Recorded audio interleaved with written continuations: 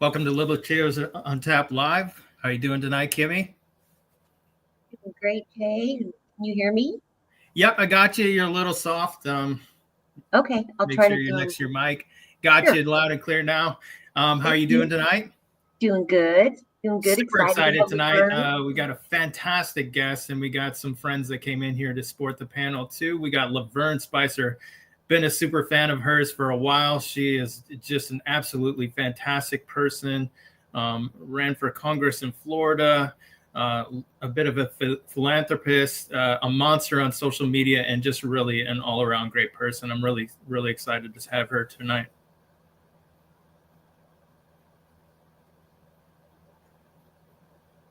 Can you hear me, Kim? All right. Well, we're going to No, go I, ahead and load up our panel here. Can you no, hear I'm me? sorry. I was streaming to X. I apologize. I can hear. Yes. Okay. All right. Well, let's load our panel up here and welcome Lavern to the stage. Welcome, Lavern. How you doing tonight, ma'am? I'm great. Thank you for the invite. Yeah, so just, a few of our friends joined us here tonight. Michelle from Kim Paxton's office, our friend Carissa from New Jersey, Kimmy, my co-host, and Tim Coondog from Florida, too. How are you doing, everyone? Good evening. Awesome. So a lot going on today. We had President Trump meeting with Vladimir Putin in Alaska. Pretty exciting times.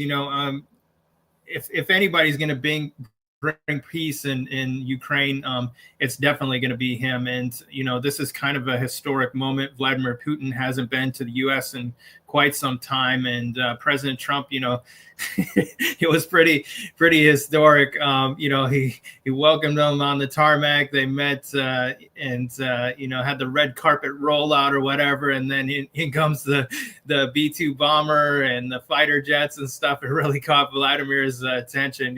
Pretty cool moment. Just showing American might in the face of this trying times or whatever. And it's just pretty exciting. How did you feel about it, Lavern?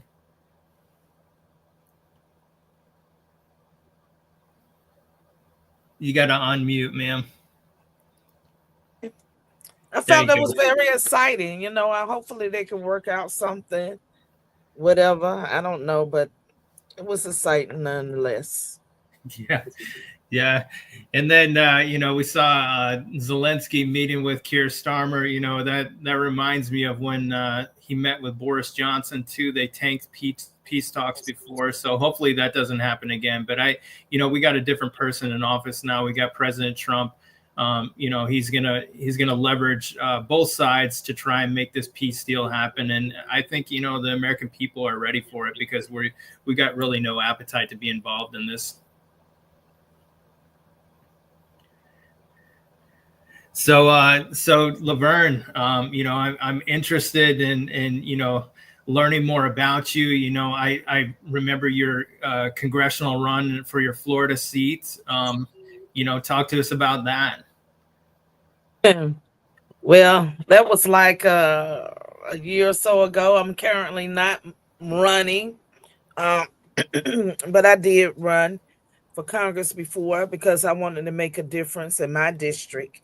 I'm in the 24th district. It's one of the poorest districts in the state of Florida.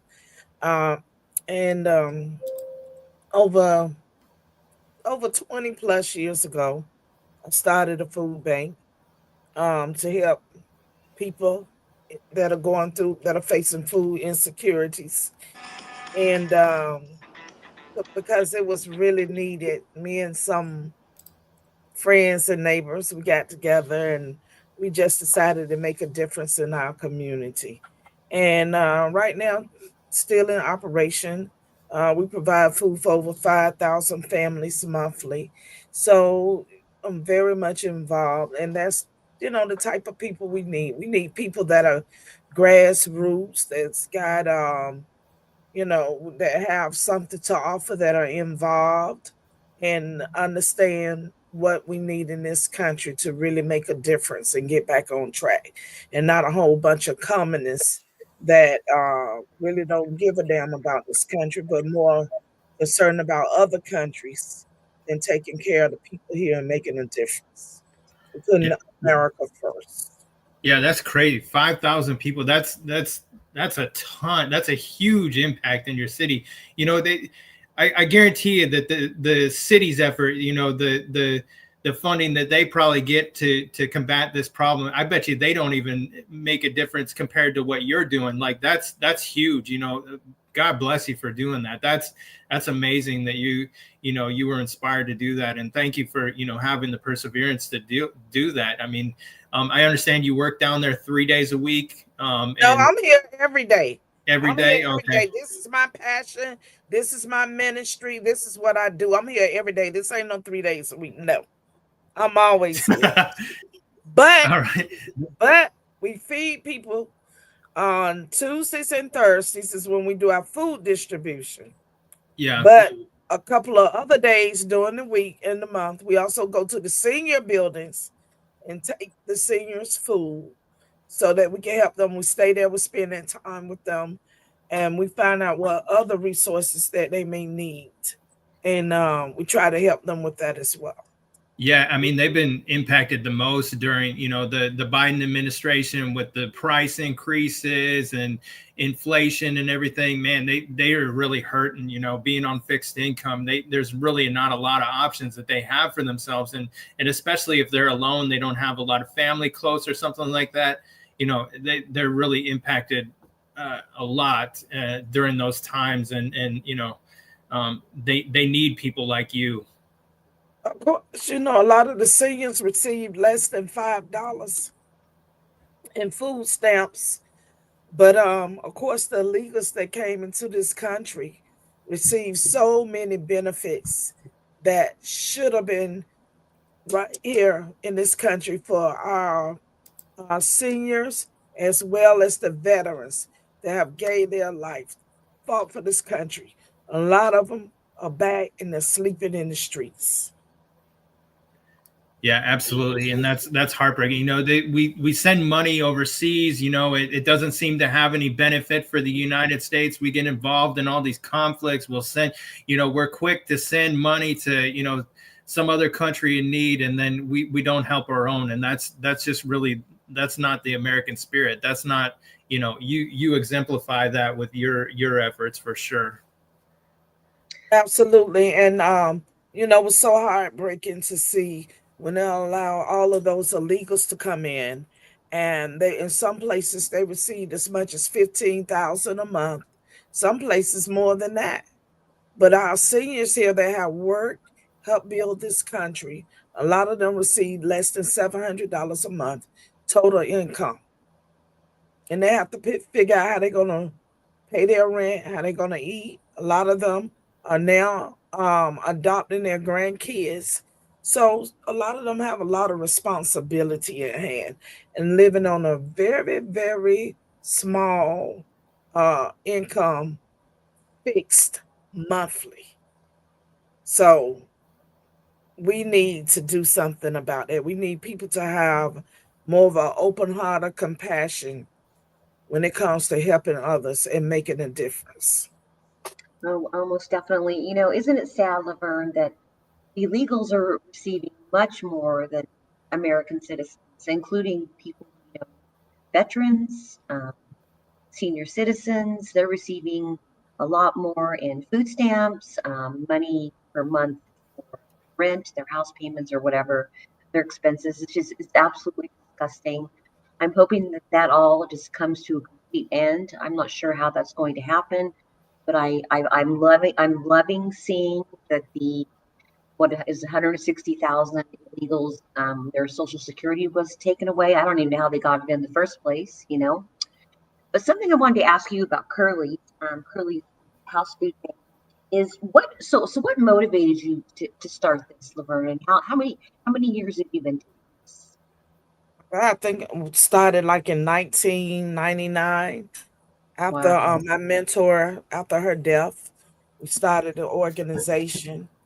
And what motivated me is I always enjoy helping people. I always enjoy um, helping people to make a difference in their life, helping people to get their life together.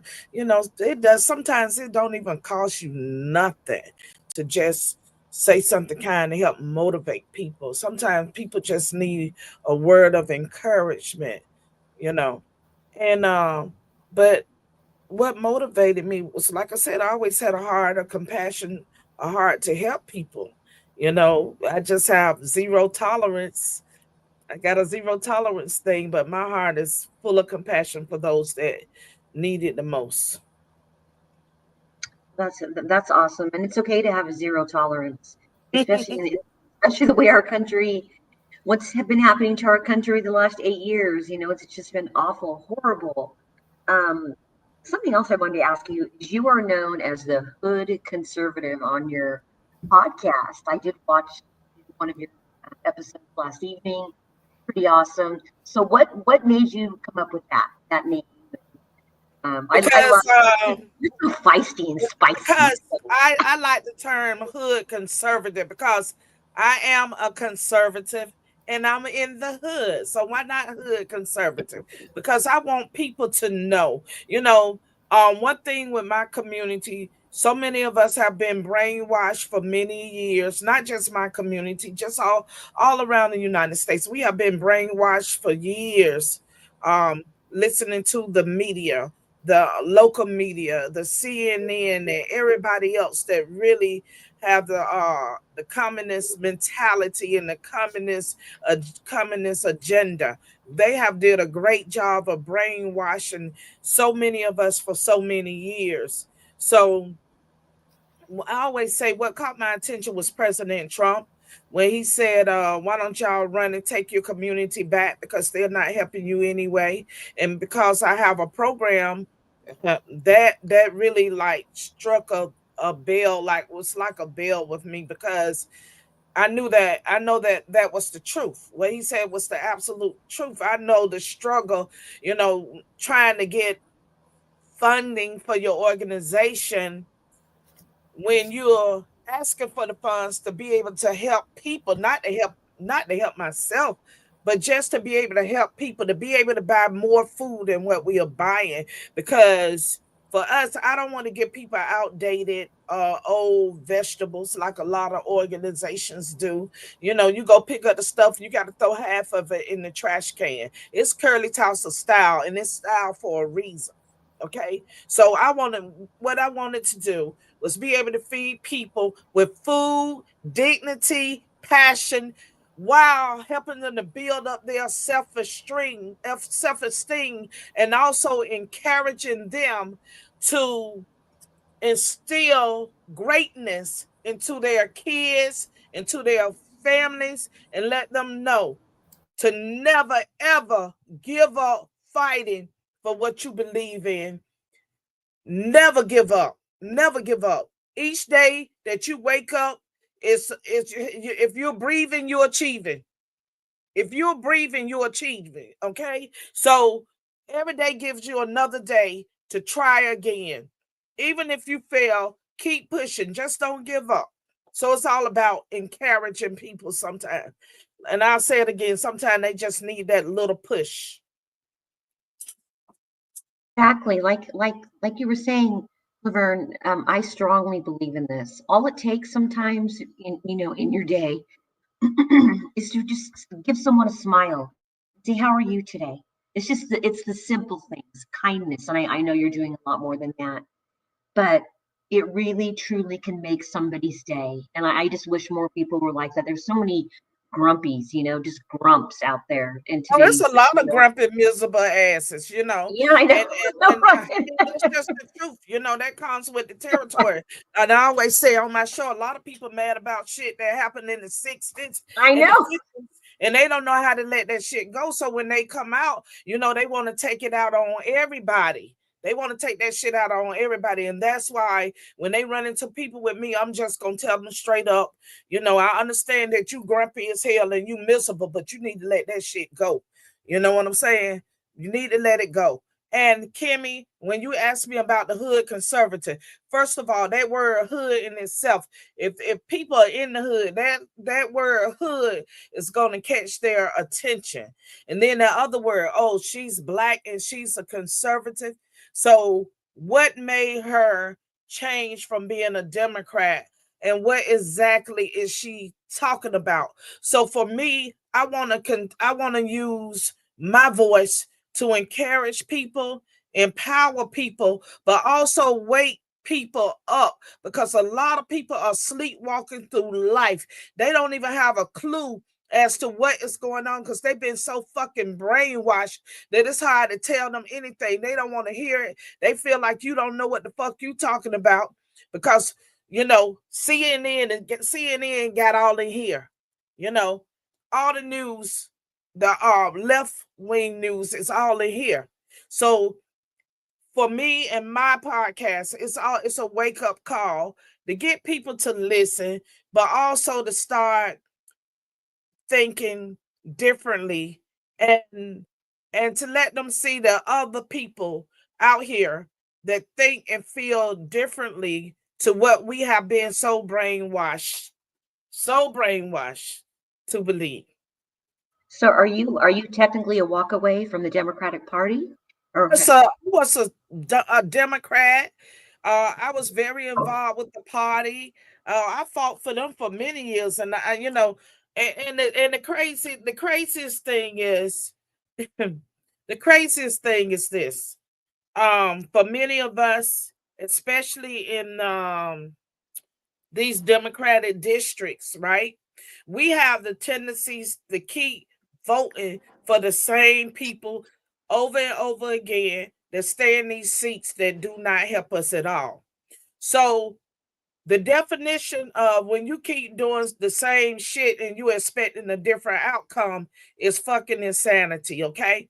So if you keep voting for this bitch that's been in office for 8 years, never helped the fucking district, you call their office, you can't even get them to help you do shit. Why would you keep voting for them? Why keep voting for them? And then you want to come to a place like my operation and complain, well, so and so, they really don't help us. Well, what the fuck y'all keep voting for them for? What's the purpose of that? So that's the same thing with Baltimore. I think it was one of those districts. Somebody was complaining or saying something, and when you try, it's the same thing like what Trump is doing in Washington D.C. when he's trying to send the FBI in to clean it up, to make a difference. But he's getting pushback. They don't want that. A lot of the people saying, no, leave it like it is. We don't want that, right? But I bet y'all gonna want it when you get on that motherfucking bus and somebody hit you upside your damn head. The first thing you're gonna want to do is call the police, right? That's the first thing you're gonna want to do. If you get ready to take your ass in your house, somebody meet you at your door, pull a gun on you to rob you, then what's the first thing you're gonna want to do? Is call the police, right? You're gonna Amen. want to call the same police that the Democrats was pushing to defund the police, when most of them already had the worst fucking crime ridden fucked up districts and was talking about defunding the police. But at the same time, you had people like Cori Bush that had $200,000 worth of private security at all times. But when you take your ass to your house, do you have bodyguards? Do you have security? No. But y'all don't want the FBI involved. You don't want the police going out cleaning up those homeless people from staying in the street, trying to get them some help. That's something y'all don't want, right? Okay. Lavern, I love hearing your spunk in your voice, and So how old were you when you actually figured this all out and you decided, okay, I'm done with the Democrat Party. I'm done with voting for these Well, people. Michelle, like I said, waking up is a motherfucker. Don't nobody want to accept the fact that, you've been thinking some shit and you've been wrong for 50 and 60 years. Who wants to accept that shit? You understand me? Nobody wants to accept that, So, a lot of us bought in when we sat back and we watched the things that took place in Charlottesville. And a lot of times with the news media or whatever you see, they may only show certain parts of what happened. They don't never show the whole damn picture. And, it was like, oh, the Republicans are racist. They are so racist. Every time something happened that is Republican related, then it's always they are racist. So that's why in 2020, and I'm going to say it and I always say it, I was so proud of all the Black people that ran for Congress on the Republican ticket because they understood the fucking assignment. They woke the fuck up. They did their homework. They did their math. And for me, I took a hard hit because in 2020, the first time I ran in my inbox, all I saw, oh, you a coon, you a sellout, you a monkey, you a this, you a that. And of course, I sent them a very nice message. And so I only got one message from each one of them. And most of the time they blocked me. Okay. So, because they learned, do not inbox me no bullshit. I'm not your traditional fucking candidate. You send me some bullshit, I'm gonna send you something back. And I'm very good at it too. So, a lot of us took that hit in 2020 the first time that I ran, but we also, when we ran again in 22nd, for many of us, we helped to wake people up because people wasn't just saying, oh, why she's Black and she's saying that, or why is this person Black and saying that. They started listening to what we were saying and letting them people know that we the ones that drank the Kool-Aid. We the ones that believe the lies. We the ones that believe that the Democrats had our best interest in their hearts when they had been feeding us a lot of bullshit for years that we accepted and we thought that shit was true. Okay. But the truth is, for many of us that was angry, and in these Democratic districts, we're voting for people that look just like us. They look like me. Okay. They look like the rest of us that are in these districts, and your district was a crime-ridden shithole, just the same like Trump called it. It was a crime-ridden shithole, and you still kept voting for the same motherfuckers. I said it once, and I said it again. So a lot of us decided, hey, I'm grassroots. I'm boots on the ground. I want to be the difference, and I'm tired of their shit. So they already know me. So I don't mind cussing them motherfuckers out anyway and telling them about their ass because I fight for the people. It's not about Lavern Spicer, okay? It's about the 80-year-olds and the 90-year-olds that show up to my program in a wheelchair or on a walker. And for the ones that show up that are blind, that don't know where they're going to get their next meal from. Those are the ones that I fight for. Those are the people that I fight for. Okay? You're my kind of woman, Lavern. I appreciate. Man, I don't give. Thank you, Michelle. And I don't care what color they are. I don't care. Red, white, blue. And I also started seeing in the hood people showing up with Trump hat on. Hey, I love President Trump. And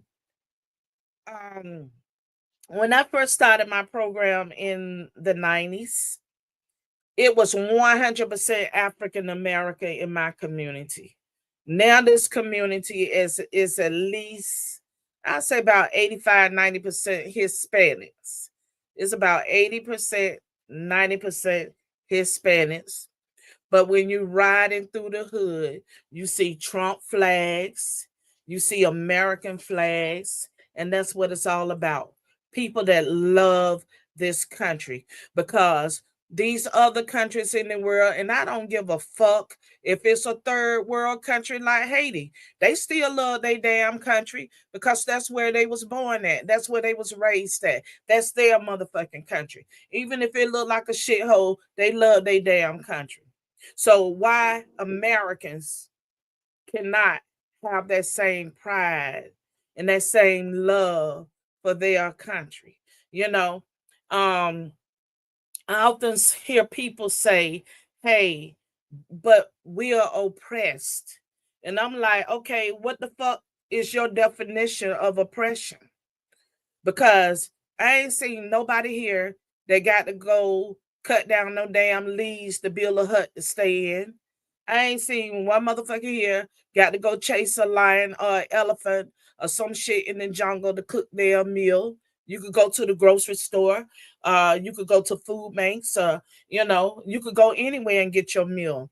If you have a dream and you believe in yourself, you can achieve it. Ain't nobody stopping you but that man in the mirror. Okay. So when you say it's the white man's fault, the white man don't stay at your motherfucking house. The white man don't sleep in your motherfucking bed. That's your motherfucking ass. And I didn't just get here right now at my age. This is I've been this way like all my damn life. So even in my business, when young men used to come in there and say that shit, I was like, okay, how did you come to that conclusion? Because for me, I can't connect no motherfucking dots. That shit just didn't make no sense. So I just could not connect that dot for them. But I always told them, because a lot of people feel like, oh, it's this person's duty to go, like an NFL player, the basketball player, where they should be doing this or they should be doing that. It's not just them. Anybody can help. Everybody can help to make a difference and then make a change. You don't have to be rich. You just have to have the heart to do so. And then one thing I hate, and I'm gonna say this shit again, I hate this shit when people always want to talk about Black Lives Matter. All fucking lives matter. It doesn't matter what color you are. I'm proud to be a fucking black woman, and a white woman should be fucking proud too. And I don't give a fuck who don't like it. Yeah, I said that shit. Yes, I did. Because they always say Black Lives Matter, right? Now, this young black lady that I know, she has 9 kids. Her kids are very disciplined. She's a very nice young lady, but maybe she got some type of issues or something. And now she's pregnant again with the 10th one. So I saw her on the news because they were saying they took her kids. She didn't have food in the house. The house was dirty. They had a lot of shit to say. So I reached out to her. I went to her house. I took her food. Went to the grocery store and bought it. I took her food, paper plates, but she did have food in the house. And they had on the news last week right here in Miami. I did take her food. We took her some clothing. We took her cleaning stuff. But her kids are very manageable. But everybody, when they showed it on Instagram, Facebook, they had so much negative shit to say. Oh, this the type of stuff that we don't like. Yeah, they should have took our kids. But y'all say Black Lives Matter. So why the main motherfuckers talk about Black Lives Matter, then step up to help her instead of sitting back to judge this lady? Because anybody could have been in that predicament. And that's why I hate when I see people in these stores that are getting arrested for stealing food. And I'm not condoning stealing, but they trying to feed their kids. Why not have somebody there to help them? Just help them. Why should a mother with kids get locked up when she trying to feed her kids? It's got to be some type of solution to this. Exactly, Laverne. I agree with you. It's just really sad out there. No, believe me, and we have a lot of comments. You are fiery, and they love your fiery personality. I told you that everybody would love you on our stream tonight. Liberal Tears on Tap. Matthew Winterhawk commented, "I love that Laverne was going at Ratchet Crackpot." Ratchet crackpot cracket. Yes. All right, I'm gonna start A laughing. great pretender. She's a great pretender. This Your girl tweets are, grew up yeah. Go living a ahead, girl. rich You go, girl. lifestyle. Go ahead, Oh no, Kimmy. keep going. I was just gonna say your tweets are freaking amazing. You just crack up every time you read one. It's like, oh my gosh, thank you for bringing some humor into my life. So go ahead. You know, in life you gotta have a sense of humor. You have to. You know, you have to have a sense of humor. You can't take everything to heart. And laughter is good for the soul. So I think it's a great thing to be able to laugh and to smile and to joke. But Jasmine, wretched ass Crockett, she grew up as a privileged person. She didn't grow up poor. She went to a very private school. She lived a private life. All that shit she's doing now is an act. She's pretending. That's not even who she is. She's just pretending. And the stuff that she's saying is so damn stupid. You know, it's like the stupid. She never ceased to amaze me with some dumb shit. I just put it like that. She never ceased to amaze me with some dumb shit. Just when you think you heard the dumbest shit out of her. I mean, her shit's so dumb, you don't even hear nothing from AOC no more. And just imagine that. AOC are the four ratchet Oh my asses. God, you're right. You know, you don't even hear nothing from none of their ratchet ass. So Liberal Tears, thank you so much for having this tonight. It's amazing. Miss Laverne, I'm sorry I had some technical difficulties joining on my end. Um, I just want to tell you, I followed you for a long time. And my takeaway from you is you're always trying to unite people. It's not black people, white people, yet it doesn't matter the color. You're trying to always find common ground and humanity, which I like. The one thing I have an issue with is not you, but is with the ghetto stiletto, as I refer to Ms. Crockett, because she's very racist and condescending to people in her own community and constituents. She just assumes that everyone, because they share the same level of melatonin, are just going to vote the same way. That's not the way our country is. People have an individual right to vote how they see fit, and it shouldn't be white voters or black voters or Hispanic voters. It should be American voters. And that's the one thing I respect so much from you. Thank you. okay. Well, what's your name? Clarissa. I'm sure everybody on this panel know that common sense isn't common. Common sense is no longer common. Okay. And we see that all the time on social media with people. And they truly let us know that common sense is no longer common. And what you said also about the color thing, you know, Kamala took care of that so well when she ran for president, pretending to be black all of a sudden she was black. Okay. So black people did their homework. And we know that she locked up so many black people as a prosecutor in California. So she wasn't fooling us with that. And also, she brought President Obama along to scold black men into voting for Kamala. And the black men basically told him, Obama, go sit your motherfucking ass down somewhere because we're not falling for this bullshit this time. He got us the first time. And we wanted a black president. We wanted that. But they gave us what we wanted, y'all. But Obama had one motherfucking job only. One job and one job only. His job was to get the black community to accept that gay lifestyle. And that's what he did. And he did a great job of it. He helped the gay community get their benefits from their spouses. He put all type of laws in place to help them. But what did he do for the Black community? Not one motherfucking thing. Not one motherfucking thing.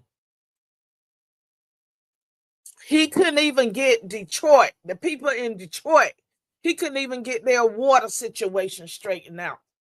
He wouldn't even do that shit for them. Okay? So he showed us that he didn't give a shit about the Black community. And you know why? For number one, his ass ain't Black. Kamala is not Black. Kamala is not Black. So when they stepped up their game to try to fool the Black community again, the Black community said, hell motherfucking no. And you know why?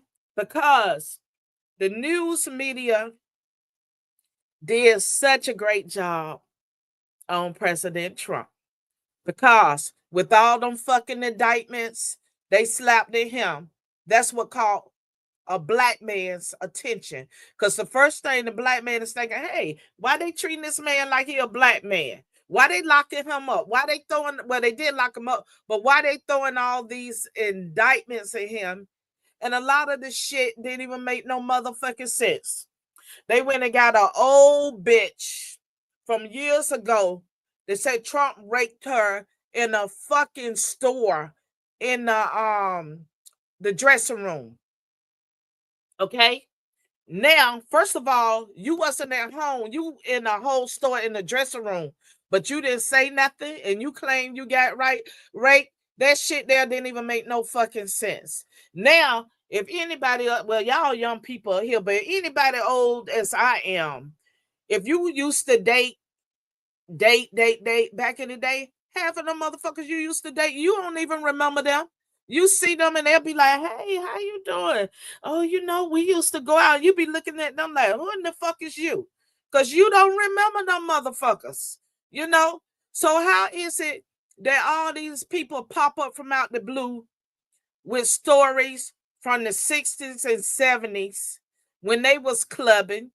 And if they was in the club getting drunk and getting high, how the fuck you remember what the hell you was doing? Come on. Let's make this shit make sense. Let's make this shit make sense. I never been a clubber, okay? But I know if you hanging out in a club in a bar, you getting drunk, sometimes you wake up, you don't even know where in the fuck you at, and you don't know how in the hell you got there, okay? But all of a sudden, you want us to believe that these women went out with Trump and all this shit happened. That shit don't even make no fucking sense. It does not. So that's what caught a lot of Black people attention. And we said, oh, that's what started us to watching, not just watching and listening. And we say, okay, this 1 + 1 is not equaling 2. This does not equal 2. Some shit ain't right. And as the old people would say, something ain't right, something ain't clean in the milk. That's an old saying that old people would have. Okay? So that shit didn't add up. No, So none of it adds up. It's like, why would none you of come it out added up. So that's why we started listening to other news stations, such as Onan and all of these podcasts. So, and I always tell people, I said, don't just listen to the regular news. Listen to podcasts. Go to YouTube, go to X, listen to a different point of view, but don't just listen to it. Open up your mind. Open your mind and begin to think and not just listen and play that Simon Says game. Like Simon says, you need the COVID shot. No, bitch, I'm not doing that. Okay? So it's time for people to wake up and stop believing bullshit that don't even make no sense. Okay? Do your homework, people. Yeah, there's just so many that don't do their homework, right? They don't do their research, they don't do their homework. They're Nothing. followers. Yeah, they're Nothing. followers, not leaders. I would much rather be a leader than a follower. I do want to go ahead and welcome up. We have Insurrection Barbie with us tonight. I'm not sure if Yes. she's available to speak. She has two little ones at home, but I do want to welcome her up to the panel. And hi, Carissa. Hi, Michelle. So nice to meet you. And I would appreciate if everybody that's joined us tonight in the comments and they're listening in, if you could please just retweet this live out. We greatly appreciate it, and share it out to your pages, share it out to your groups, your rooms. Um, Obama wears a mask. Yes, he does. He does wear a mask. And Matthew says he's your brother from another mother. Um, but Lavern, we just absolutely love you, and I want to continue this. Something I was going to say is something we've never ever heard accusations of is Obama raping a woman. Well, you know, Correct? if You've never heard of Obama, that. look, Obama been straight up. He didn't lie. When if you watch this movie, um, in that movie they showed that he was gay. Okay, so women ain't his thing. I Women is know not his thing. that's why I Okay, was saying it. Nobody's come out from 40, 50 years ago say, you know what? Unlike Trump, Obama raped me in a dressing room 40 years ago. And you're right. Who remembers who we were dating in our 20s, no, our teens, whatever. We don't remember that. It's like, no, really? you It's do it's not. just crazy. Um, Yeah. Not. I believe honestly, I believe Larry Sinclair. Like I I believe know, me like too. Oh, me he too. used to come to our spaces a lot and talk to us or whatever. Like I 100% believe everything he says because it lines up with the bathhouses thing. It's well known. You can even grok that and ask about Obama going to the bathhouses or whatever. It confirms it. So and that's Gronk is a little bit left leaning on there too. So yeah, for sure. I believe what Larry Sinclair says 100%. Well, also, Jay, I got to tell you, E. Jean Carroll used to live in same town, my hometown in New York, that I lived in. She has been a nutcase for years. She used to be married to a newscaster, John Johnson, I believe his name was. Super nice guy. But this broad has claimed that, I don't know, like 12, 13 people have raped her over the years. Never made a police report, anything. And the most interesting thing is when she was in court, testifying or whatever against Trump, that she claimed that, or during her deposition, that she had a loaded handgun in her bedroom. Now, she did not get arrested for it. It was not a registered handgun. The chief of police came to her house 2 weeks later and she confirmed she had the handgun. They did not seize it. They allowed her to turn it into our local chief of police for the town with her lawyer. And that is not correct. That's not the way it's supposed to go. This woman is a complete whack job, and I hope she doesn't get a dime. Absolutely. And yeah, we got almost 4,000 people watching us live here. We're live on X and YouTube. So I just appreciate everybody coming in here tonight. We're going to add up one of our other panel members. Kelly, welcome to the stage. Thank you for coming tonight. Appreciate you being here. Thank you. Glad to be here. Hi, Lavern. Hi. Hi, Kelly. How you doing? I know you're going through a rough time right now, but we're happy to have you here up on the panel. Thank you so much for being here. You. Thank you. Glad to be here. And I'm so happy, Laverne, when I messaged you, I said, well, do you want to chat beforehand before we do this? We do this because we're not real formal here at Liberal Tears on Tap. We just kind of bring it, right? We just kind of bring it. We're kind of like whatever rating we want, PG, R, G. We're usually like between PG and R, and who knows how far we'll go beyond that. We have no rules. Just be yourself. I said, just be yourself. Be you. And I'm loving it. You're just being yourself. We're just so honored to have you up here with us. Thank you. I just want to thank you again. Thank you. Thank you. And that's one thing that young people need to know. Be yourself. You don't have to be like no celebrity. You don't have to be like nobody. Be yourself, and stop trying to imitate these people on social media. You see so many people that are getting hurt. So many things are happening to them. Like the lady, she was trying to do some type of pose, and I think she broke her back or something. But anyway, be yourself.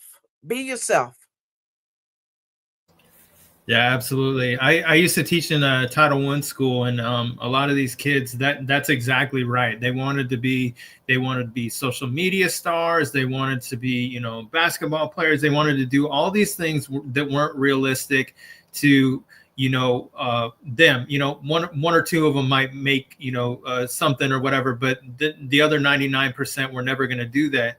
And so, I came up from humble beginnings. My dad, when he lived in Alaska, we didn't even have running water. My mom, when I was a kid, we were very poor. Like I used to get hand-me-down clothes and stuff like that or whatever. But I made something of myself, and how I did that is I joined the military. And a lot of them, I told them, I was like, when you first join the military, you don't get paid much, right? But the thing is I this was my way to achieve or whatever. Like this was an avenue for me, and no, I didn't have any other options that were like this. I had nothing else. And the thing is if I wanted to work for it, I could do it successfully. And I was, I was successful in the military, and I retired in 2019. But the thing is like, it was trying to convey this to these kids. It's difficult, but the thing is like, I show them, where I came from and what I did or whatever. And I told them, that I didn't have anything. I didn't even know how to go to college. Nobody ever told me how to go to college, even at my school or whatever. And I graduated high school or whatever, but I didn't even know how to go to college. It wasn't even something that I even considered because, just nobody coached me on how to do that or anything. And when I joined the military, man, I was good at it, and it was a completely different thing for me because I could, I was hungry to achieve, and I was good at that. And so that's why, I tried to encourage these kids to do that, because there are ways for them to pick themselves up by their bootstraps. They just need the right people to encourage them and lead them in the right direction. And a lot of them don't have that. A lot of them are living with their grandparents who are 85, whatever, because their parents are, they're strung out on drugs, they're in jail. Some of them are even deceased, and the grandparents are doing the best that they can. They really, this is not their burden, but it's become their burden. And they don't know what these kids are doing. I get phone calls from them and stuff like that, and I try and talk to them and tell them what they're doing or whatever. But, it's really challenging. They're old. That they're old, and these kids, they move in ways that that they don't understand, and it's really hard, and they need people like you, Lavern, that care, and teachers that care, and to get involved in their life. Sports is a great thing. If they've got good coaches and stuff like that, that's another great avenue. It's just the best way to do that is to mentor these kids, and they can really help themselves out. They're not idiots. They just don't have the right people in their lives, a lot of them. Yeah, that's true. I grew up in the country. I grew up with the country lifestyle. And I always had older people in my life that really kept me grounded and made sure I stayed on the right track of the right way of doing things. And like you said, Jay, that's just something that these kids don't have. I used to be a foster parent for about maybe, oh my God, about maybe 7, 8, 9 years, something like that. And I work with a lot of these young kids, and some of these things that these babies have been through, we could never even phantom going through that type of stuff. And I always say on my podcast, you may have a 4-year-old that's the mother to the 3-year-old, the 2-year-old, the 1-year-old, and a baby. So when the baby cries, she got to feed the baby. She got to change the pamper. So this is a child that grows up that never really have a childhood because she's always been the mother to all of the kids.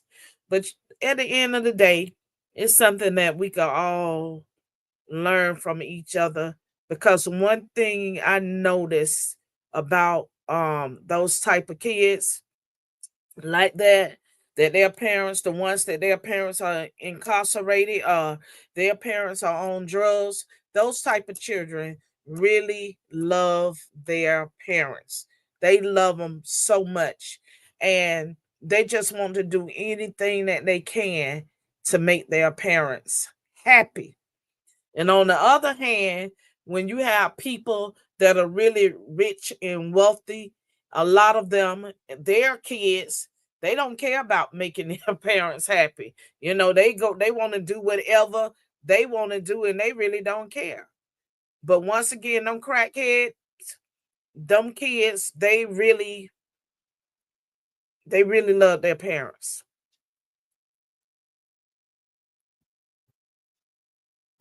Oh yes, of course.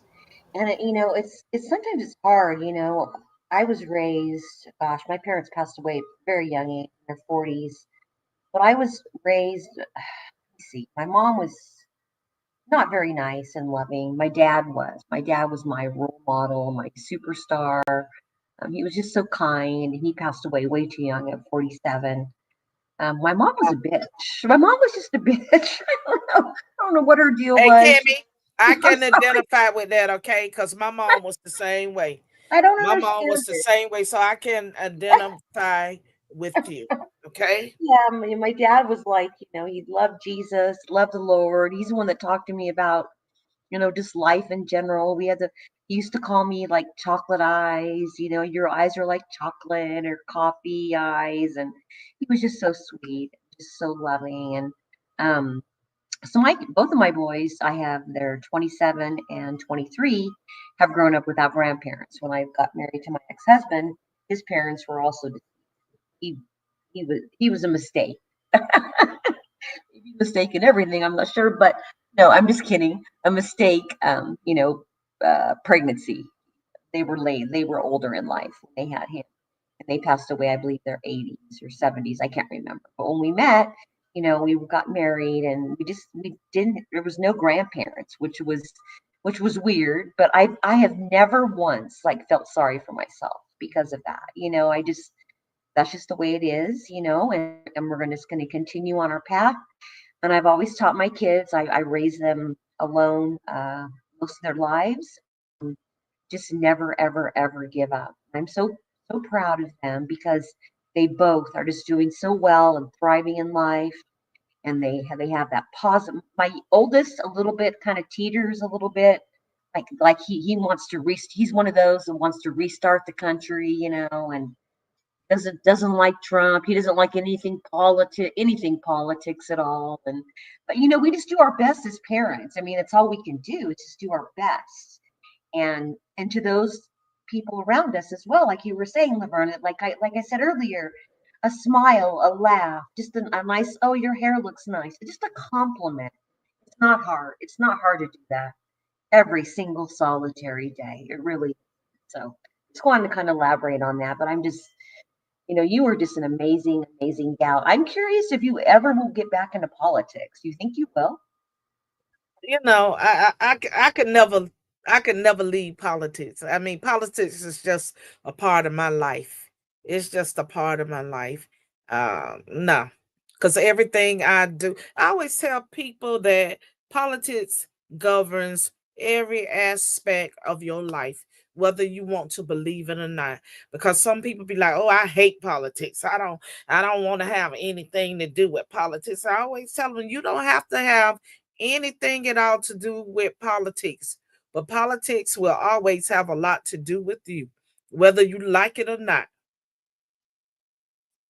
Yeah, we recently, for a little while, all last year we did the spaces with, America First candidates. We would talk about Trump. We were just really, really involved in politics, and that's where Kimmy and I, Insurrection Barbie, a lot of us linked up, and we started doing shows and spaces on X or whatever, and we kind of laid off a little bit here at the start of this year because a lot of us were exhausted. But the thing is we've started to re-engage and start to promote candidates.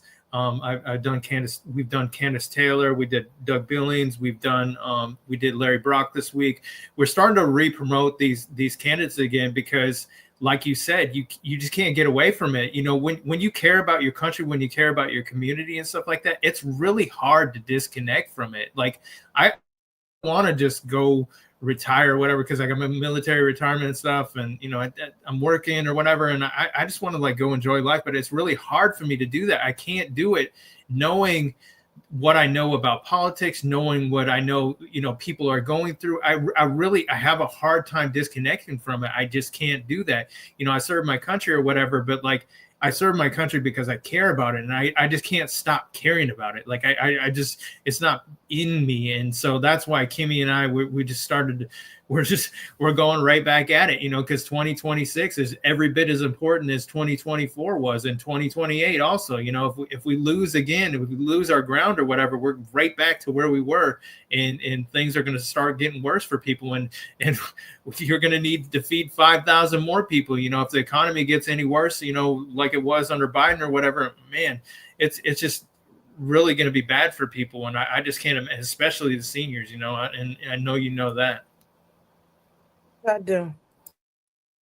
And at the end of the day, when God got that calling on your life, you got to do it, whether you want to or not.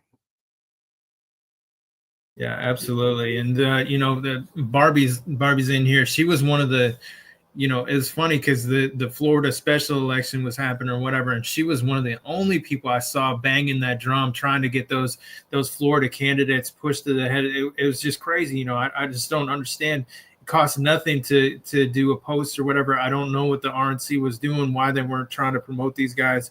Barbie was doing that, and God bless her for doing that, because she at least in the end, we knew who their names were. Nobody else was even talking about them. But you had all these Florida special elections, and if we would have lost them, I mean, that we wouldn't have, we would have been even worse off than we are now. So yeah. I just don't get it. But, hopefully the RNC gets on the team and starts helping out with this stuff. Hopefully. Matthew said, I never thought I would be running for governor until I realized you have to step up. I never thought I would have been running for Congress. I never thought I would have been running for office. It's just one thing led to another. And when you got that fire in you, when you got that fight in you, you got to get in the race. You can't be worried about what nobody think, what they're going to say about you, how they going to feel about you. When I decided to run for office, of course, a lot of people was hating. I received a lot of hate. I didn't give a, you got to do what you got to do. You got to do what you got to do, people. We got a beautiful America where everybody wants to come here. Okay, everybody wants to come here. So we should love our country. We should be proud of our country. And we need to save our country and make sure that them communists, anti-American people that are in office get the hell up out of there. And that's why term limits need to be enforced. It needs to be enforced. Okay? We need them term limits. That's what we need. 100%. Yeah, they shouldn't go in there, trying to make a career. This should not be. It should not be a career, and they should not come out of there, $500 million, anything like that. This is, you're serving the public, and it's terrible what happens. You send them there, they make these promises, and they do the exact opposite of what they said they were going to do. I was listening to I think Jesse Kelly the other night, and he was saying something about the oldest person that's in Congress is 92 years old, and he's planning to run again. Oh my gosh, we need to get these. There has to be term limits. When is that? Has anybody talked about doing that, Jay? I mean, or Lavern? Do you guys know, Kelly? Anybody, Carissa, about who sets the term limits? Who's the boss? Who's the boss when it comes to that? The problem with the term limits issue is that they are the ones that get to vote on it. So they're not going to vote themselves out of office. This has to be something else. Honestly, we need to put this on the ballot for the public to vote on it, or something. I mean, they're not going to vote against themselves. Like the insider trading and stuff like that. They're not going to vote against themselves. They want to keep trading. They want to keep making money. And for the ones that are honest or whatever, why should they be punished for the ones that are dishonest? But the thing is it draws out the worst in them, and we see that, 50 years in office. I mean, that's just, it's crazy. Like, other countries have to be laughing at us for what's going on in our politics. It's, there's a meme out there that said, it's with this family around this bed where this guy's in this old man is in hospice or whatever, and they're like, this family's considering whether to put him in hospice or to have him run for Senate. That's reality in America, and that's just crazy. We can't have that. We need some new blood in there. Yeah. It makes me wonder, is it the families and friends that are encouraging these people? Like, for example, what's his face that stands up there and croaks about every 10 minutes? Is it Grassley? No, he's good. Chuck Grassley. Yeah, Chuck Grassley. Yeah, Chuck Grassley. And then the other one, oh my God. It's like, I mean, do you think it's them because of financial reasons, or do you think it's their families? It's power. It's unlimited power, because we, the people, have forgotten that the Constitution restricts government, not citizens or rights. Charles E. Grassley. He's 91 years old. God, but I do like him sometimes. Go ahead, Carissa. Were you saying something, hon? Well, that's the issue, because we've become too apathetic as Americans. We don't vote in our local, school, state. Occasionally we'll vote in federal. Even everybody that's eligible still doesn't vote. And we've just gone along being apathetic for so long. The Constitution is clear. It restricts government from overreach, not citizens or rights. There's a guy, Dexter Taylor, that's sitting in jail, who really should not be in jail right now. He's a gunsmith. He manufactured a gun part, but because it is in my old state, New York, which has the SAFE Act, which is absolutely insane, this man is sitting in prison for no reason. We've just become so busy trying to keep up and compete with the Joneses, rather than paying attention and really valuing what's important to us.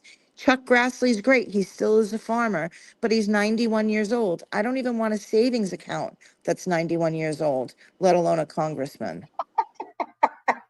That's funny. You're so right. You're so right. I had the same conversation with this guy that called me last week, because I always say him, like, the extra food we get, the cat food, the dog food, I give it to him because he like to feed the animals. So he said, well, life is so hard. And then when you looking and you see what other people have and you don't have that, I say, well, that's your problem right there. Why you worrying about what somebody else have? Why you can't even enjoy your life and thank God for what you do have, and be grateful for what you do have, because I mean, even your poorness here is not like the poorness in another country. Look at these other countries. You got people that are dying from starvation. You got people that are actually dying from starvation. So I was telling him, you have to be grateful for what you do have. Be grateful for life. Be grateful for health. Be grateful for your strength. Be grateful for being in your right mind, because somebody is not in their right mind. Be grateful for even having breath in your body. Somebody wanted to be able to inhale, but they can't because they sleeping in their grave. Okay, so be grateful for the small things. Be grateful for your life. Be grateful for the ones that you love, whether it's your kids or whoever, or even if it's a friend or whatever. Be grateful for whatever it is you have. I say, why are you comparing yourself to somebody else? You don't know what those people are doing to make their ends meet. Be grateful. Be grateful. That's the problem. You have so many ungrateful people that feel so entitled that like somebody just owed them something, And even with the same thing with the program, I have to let people know, hey, we are here to help you. We're here to help you. I don't owe you nothing because I don't even know you.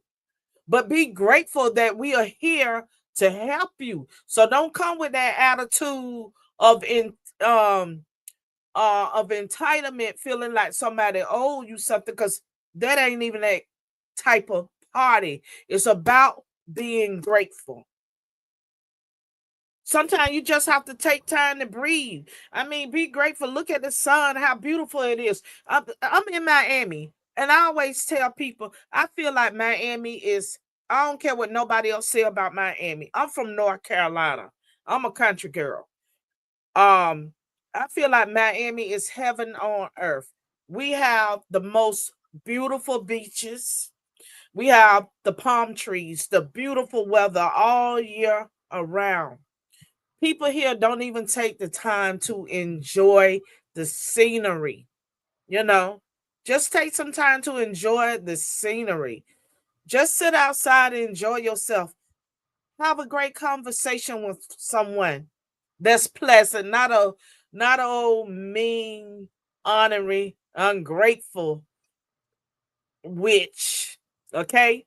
Have a conversation with somebody that's fun, that likes to laugh, and that's what it's all about, because at the end of the day, when the good Lord or whoever it is gonna call your number, you can't take nothing that you got with you to that grave. And one day we all gonna cash that ticket up out of here. So I don't care how beautiful your motherfucking Bentley is, you can't take it with you to your grave. I don't care how big your fucking mansion is. I don't care about your $100 million mansion that you stay in. You can't take that shit with you to your grave. When you die, you leaving this world with what you came in with, and that's your body. Okay? So enjoy life. Stop allowing people to stress you the fuck out. Stop allowing, and I always tell grown people, listen, you got to learn how to accept the things that you cannot change. It's just like the serenity prayer. God, give me the courage to accept the things that I cannot change, and give me the strength to change the things that I can. Give me the wisdom to know the difference. Give me the wisdom to know the difference. Because so many people got grown kids that are angry with them for shit that happened in their childhood, that maybe they didn't have that they couldn't change it. It's just things that happen. Even in my case with my mama, she was an old mean motherfucker. You know what I'm saying? But if I didn't grow up with her, then maybe I wouldn't have been as strong as I am now. She made me strong like this, and probably Kimmy in your place too. Because when your mama is mean as hell, you can't just be weak. You got to keep encouraging yourself that, be strong. Hey, one day you're gonna get grown. You're gonna leave this house. You could go out into the world. You could get a great job. You can live a great life. You're gonna make the best of this situation. Just don't give up. Just don't give up. You got to fight your way through. So my mama made me strong just the way I am. So when I came to Miami and met my mentor was rough, okay? Everybody came to her for advice. She didn't take no shit off of nobody. And that's what she instilled in me. But when I first started working with her, people at the shop was like, oh, she young. She ain't going to be able to, she's not going to be here long. By the time we come next 2 weeks, she's not going to be here. But when they came the next 2 weeks, I was there. And them 2 weeks turned into 5 years, and them 5 years turned into 10 years. Them 10 years turned into 20 years. Because I worked with her until the day she died, because she was just like a mother to me. But if I wouldn't have had my birth mom that made me rough and tough, I wouldn't have never been able to work with this lady. So the point is, see, a lot of us, and a term we use on my show that Gator Outlaw always talks about, he calls it the pussification of America. Why is everybody such a big ass pussy? You can't say shit to nobody. Everything offends them. Everything that come out your mouth offends them. Why did you say it like that? Oh, I don't like what you said. You didn't say that right. Everything offends every fucking body. Okay? I get that. But at the end of the day, you gotta be strong, people. You gotta be strong. You gotta fight. You gotta push back. You gotta push back. People always say, well, Lavern, I'm kind of afraid. I don't know if I could be as strong as you are. Yes, you can. You just gotta fight back. Everything starts with one step.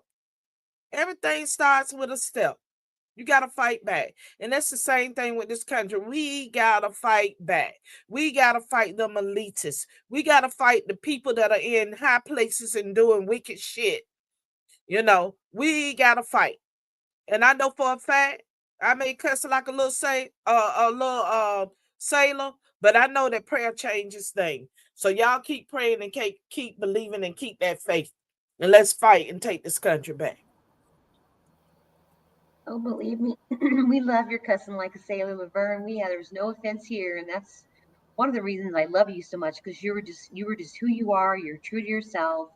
You're not phony. You're not fake. You're just who you are. And I love when you call her crotch itch.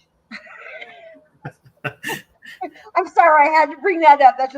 That name is very clever, very, very clever. And then, oh my God. She is that and more. See, that's why y'all should have voted for me. Got me in Congress, because I would have been the right one for her. Well, I would have been the right one for her. I would have been the right one for a lot of them when they come up with them dumbass fucking bills that don't make no fucking sense. Just stupid shit. That makes you say, damn, did you sit down and come up with that dumb shit all by your motherfucking self? Or did you have some help with that?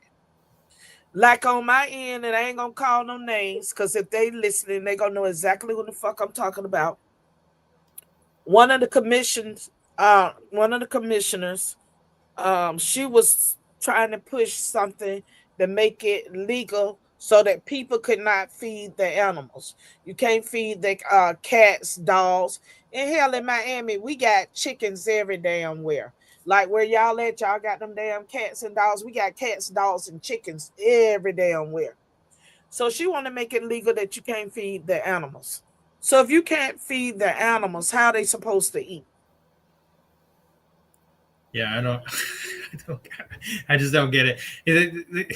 It's like that's even for a Democrat. That's even like against what they do or whatever. Like that doesn't even make any sense. It just they're helpless. They didn't choose to be in that environment. They were forced in there by people, and now people like that care about them or whatever want to make the situation better. It doesn't even make any sense that they wouldn't allow them to do that. Just completely asinine.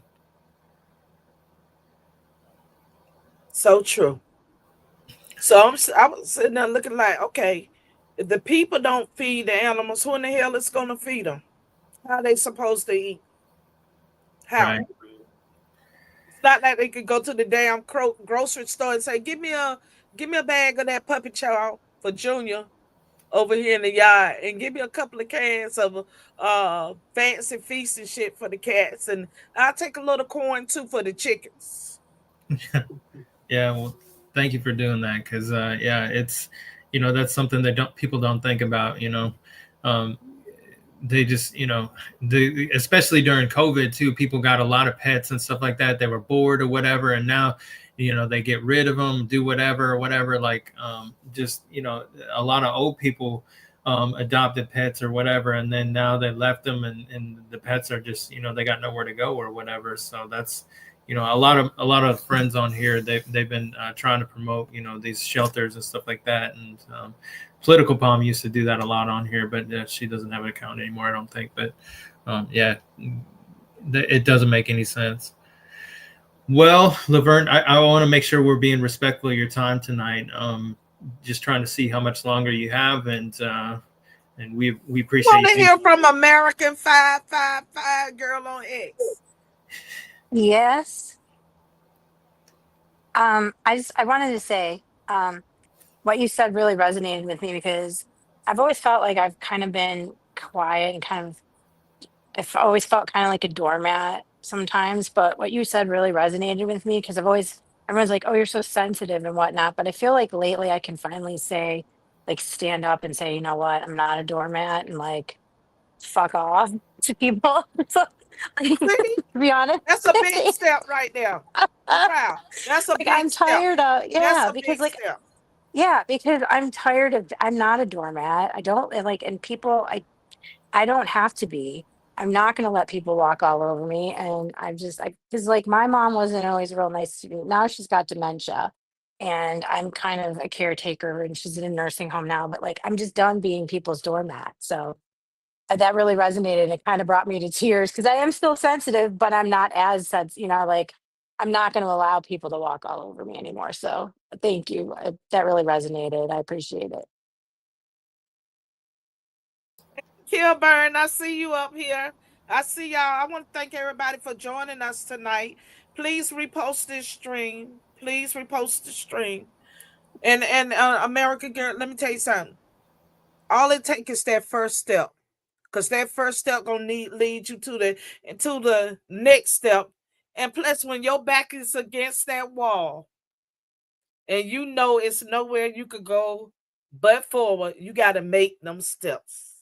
You got to make them steps because nobody can change that situation for you but you. So all it takes, and I always say, nothing beats a failure but a try.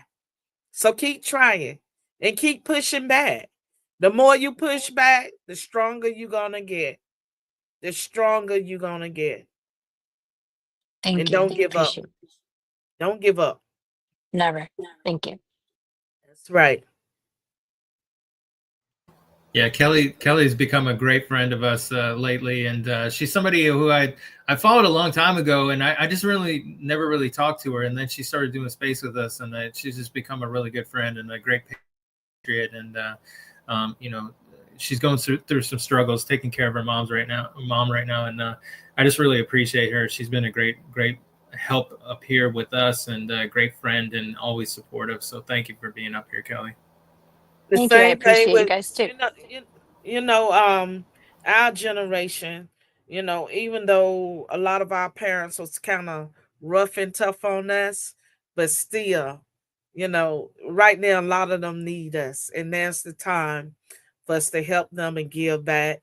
My mom passed last year, and like Kim again, we wasn't close, but that didn't stop me from helping her or doing anything for her because that's still my mom. Same thing with my father. Whatever I could do to help them, I would do it. I would do it because, you know, of everything they did to raise me and to take care of me and to make sure, that I grew up and did what I need to do. But I mean, for me, I was always a fighter. I was always a warrior. I was the one that would fight for the other kids and stand up against the bullies. That was me. That's why I got suspended from school, y'all. I got suspended every year, but that's okay. That's okay. God got me still fighting for people though. He got me still fighting for those. He got me fighting for those that feel like they don't have a voice. He got me fighting for those that don't know how to fight. He got me fighting for those that may feel weak. I'm there to lift them up and to help them along the way. And that's something that I enjoy doing. And anytime you're doing anything that you really enjoy doing, it's not a job.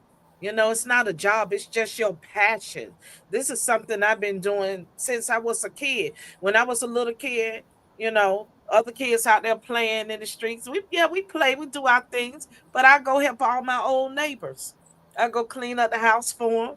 I cut the grass for them. I enjoy doing all of that. It's just me. So we could all do something. We could all do something. And a lot of times it starts with that first step. So you just Miss America, gotta keep pushing back, girl. Got to keep pushing. Got to keep pushing. And that's Exactly. gonna help you get stronger and stronger. Because see, let me tell you something. These people these days, they rude, they some rude ass motherfuckers. You can't say nothing to them. without them getting an attitude, you know. And they feel like, I always say, y'all, I'm in the hood. I'm talking about these motherfuckers in the hood. They feel like because they ugly as hell, that everybody just scared of them. And when they look at you, you supposed to be scared because they ugly. You know what I'm saying? Now I just let them know I don't give a fuck about how ugly you is. Your ugly ass don't scare me. So Miss America, you push back the way you could push back, but don't let them boo you and you run. Always fight back. Always fight back. I'm learning. Thank you. She is learning because she has a friend like Kimmy. Yes. Okay, and now you got another You don't, friend, you don't have to Lavern put up with Spicer, girl. anybody's Come to crap Miami. Come to anymore. Miami, All girl. I right. help you out. Once you hit I teach you 45, how to that's do it. it. Past that, you I'm gonna don't put up with teach you. anybody's crap, right? Yes, exactly. I have a Exactly. question Women from need some. to be fearless too, y'all. Women need to be fearless.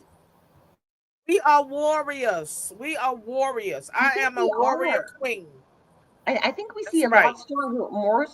a lot stronger women than we. I'm not bad mouthing you, Jay, but in today's world, if you notice we have the conservative women that I'm sure that you're attracted to, right, Jay? As a single man, are probably very, very strong, courageous women, right? I'm sure you're more attracted to that than some little weakling that's like, oh, well, you tell me what to do, you know.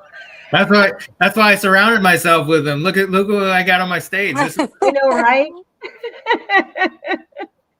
But I have a weird question from somebody in the live that says, I'm just going to ask it. What is teamwork, and is it good to be left outside of the team? I don't really quite get What's that. that question again? I can It hardly says, hear it.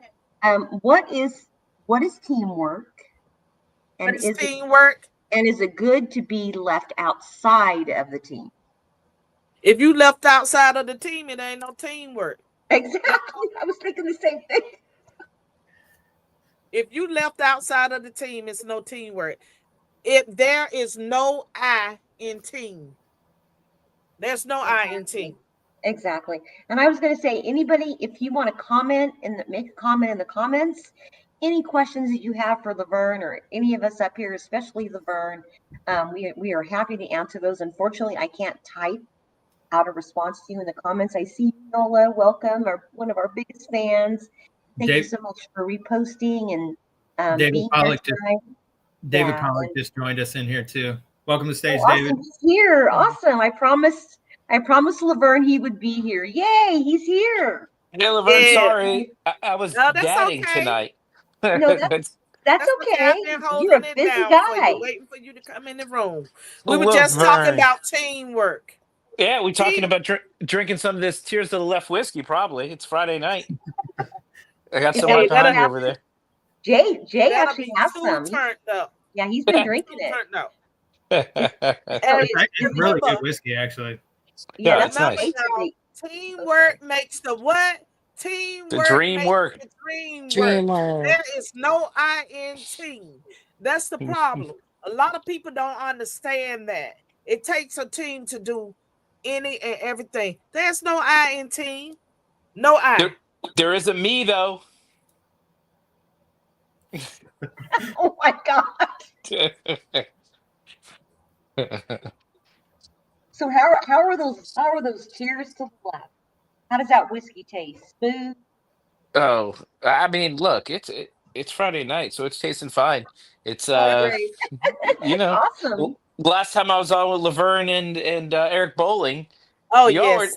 you were having a nice time. Was that his house you guys were at? Yes, and it is so beautiful. Oh my God. It is You guys so were having a beautiful. nice time over there. Oh yes, and let me tell you, him and his wife are so nice. They were extremely nice people. And Yeah. I really, even their dog, the little dog, the little dog was all over me.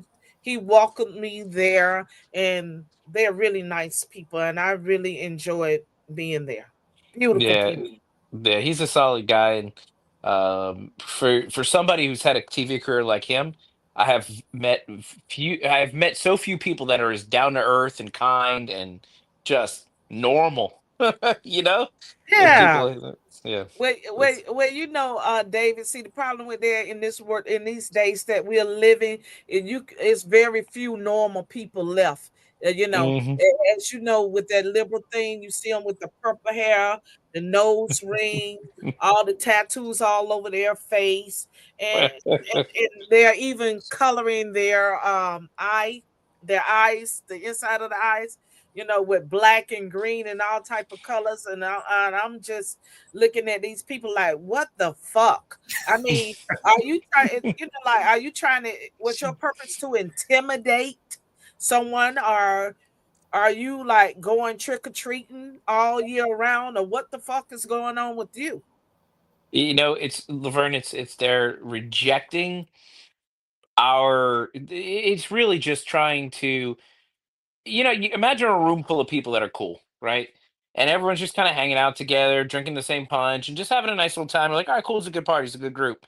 And then you have the person who's just like, nah, those aren't my people. And so they kind of stand in the corner and just get like one or two friends with them, and they sit with their arms crossed, tapping their feet, making ugly faces at everybody else having a good time. That's them. So that's the purple hair version of just not either fitting in or wanting to fit in with the rest of the party. And then rather than let us have a good old time, they just have to sit there and try to make it difficult for us. But best thing we do is just keep having a good old time and let them sit in a corner all pissed off and bored by themselves, and eventually they'll leave. And that's the best thing we can do. Listen, life too short to sit around and be a miserable bitch. That's Okay? It's too short. I always tell people life too short for you to be a miserable old bitch. And I know a lot of them. Okay? So enjoy life. Enjoy it. it each day. Find your happy place and your happy space every motherfucking day, and don't let nobody invade that fucking territory. You know? Don't let No, them invade that shit. That's hey, how I this feel about it. this is my happy space right here, talking to you and Yeah, some of my that's what I'm saying. and all my This is friends our here. happy space. And when I'm in my happy space, guess what I'm on? I'm on I wish a bitch would. I wish a bitch would come invade my goddamn happy space. Invade it at your own risk. You're down in Florida, right? You're down in South I'm Florida in area. Miami. Okay, so I'm you in my get it. You know what? Well, Miami is 24/7 party. 24/7 party. Miami is a city that never sleeps. that's the Never truth. sleeps for real. I lived in Kendall for a period of time when I went to law school at FIU, and I can tell you, I lived in New York too. New York goes to bed at about 2 a.m. When I lived there, I was like, wait a second, this is a city that never sleeps. How come River goes to bed at 2 a.m.? Miami truly doesn't sleep. You can go to a That's club on not. South Beach till 4, 5, 6 in the morning. You can go to a restaurant at 6 in the morning, and people are just getting out of the. It is a crazy place, but it's fun. Good people. Yeah, it's fun. I'm not a party person. I do not party, okay? But I have parties by my damn self. Just You, I oh, have my I throw my own damn parties. I'm mounting my phone here because I don't want to give everybody a goddamn headache with it spinning. And I didn't sign in for my studio today because I've been in my studio all freaking day. So I just wanted to be on my phone, to be honest with you. Okay. What are we talking about? I'm crashing the party late. I was wanted to be here earlier, and I got after talking about Russia for 3 hours, Russia, Russia, God. Russia. I had to go to the grocery store to marinate my flank steak for tomorrow. So now I'm here marinating my flank steak. That is not a euphemism for anything. I'm literally marinating steak because I'm going to grill it tomorrow over charcoal. It's going to be delicious with some rice and beans. But what Kimmy, Jay, what are we Hey, talking about? hey, we're not really talking about anything right now. We're We're just just talking hanging about out with how, Laverne and talking yeah, about we're just talking partying. about how spicy, how much I we love love it. her. Well, that's all I Yep. want to do. So that works for me. I just want to make sure I wasn't crashing a conversation and Oh, not, for God's sakes, yeah. No, no. you're not. All You right. can That's have just Well, fine. across the party at We've been liberal talking tears on about the tap. tears of the yeah. left and the Yeah. liberal tears. That's what we've Look, been talking I'm not about. wearing a suit. I'm always in a suit. I'm wearing this busted ass t-shirt. I'm You look always in a great, David. Stop. listen. It's casual Friday for me. I'm not. I'm done with the professional stuff. You're We're a hanging. busy guy. This poor guy, I said, you know what? I need to hire you. That's why. I What know did it. I I say? know it. I need to hire you as my what did I say? My talent manager to find me guests. Let me tell you, I was when I filled in for Dan Ball last week, Laverne on OAN. Now I think Oh, he's a I star, but love yeah, him. he is. Mm. I just And wanted to I congratulate love you on him. that, David. thank you very That much. was awesome. I It hope was you an get a honor. permanent spot. Listen, tell everybody at OAN that you want that to happen. Do a letter writing campaign because I would want nothing more than to be with those. It's a great, great place with a lot of really great people. All the hosts are I love fantastic. it. The production people, they're just good people. It's a good family business. In San Diego, man, I'll tell you, if it wasn't for Kami, California being so crazy, San Diego, man, that's a nice place. It was 75 degrees. Laverne, I left Orlando where I live. It was, I think 108 was the heat index when I left. I Oh, landed wow. in San Diego. It was 75 degrees. 75 degrees. That's their summer. And I'm like, no, no, this isn't right. How could such a beautiful place have such terrible government? But the people of San Diego are good. But I'll tell you this, and this was to Kimmy's story. I had to book 30 guests myself for 6 days, 6 shows. 30 guests. Let me tell you how hard that is. And I had a great team around me, and they helped me book all the people. And but it was, mm. So anyway, yes, Kimmy, I have been busy, and that is busy, and I know what you're struggling with. Guests are hard, but you got Laverne. You went right out the gate, the Yes, biggest I names did. out there. You suggested her, and I'm like, you know what? And I feel like your biggest pain in the ass, David, and I am so sorry for You're not. You- that. But I'm like, I'm just gonna go for her myself. I'm just gonna, and you know what she said right mm, away? Hell yeah, I love it. That's the awesome. way to do it. That's because look, that you'd be surprised with how many yeses you get just by asking. And It's that's true. been my secret to success is that I just ask and I'll never stop asking. And then that's it. And then you get to yes. But but then when you get your yes, you better not screw up the opportunity. That's the second secret to life. Is that once you ask for it and you get it, you better not screw it up. And so don't ask for it unless you're ready. Yeah, we were trying to Exactly. convince her to run for office again. We really You need. should. Yeah, You she should. absolutely should. I mean, listen, I've been a candidate and I've run several campaigns. It is not easy. So I understand your any hesitation to doing that because I don't know if anybody else run for a campaign here. I mean, other than Laverne. No, but Raven Harrison is running in 23 in Florida 23, and she's a great candidate. And Yeah, I have to put her out there because she's a real candidate. She's a real person. She loves this country, and she's a hell of a fighter. yeah, I Yeah. love So her. I met her and her husband here. They came to South Georgia when there was a hurricane or whatever, and we met up. okay, And fantastic people. Yeah, you're absolutely yes, right. She would be a great person to.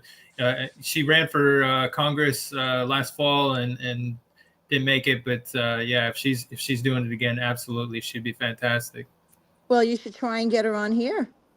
See Yeah, if for she'll sure. come on. That would be wonderful. see, Yeah, yeah, I no, you're just right. asked her to come on. Just let Come on, Jay, let me get on I it. get her. Get on And it. no, I will. I will. I'll text her tomorrow. Honestly, like, that's a good idea because, you're absolutely right. And getting back into it, David, Kimmy and I, we kind of took a break from politics a little bit, but we're jumping right back into it. We're promoting candidates. Like we can't disconnect. We realize that we have to get back into it. We have to start promoting these people, and that 2026 isn't going to happen. It's not just going to happen on its own. Like we got to start pushing it now.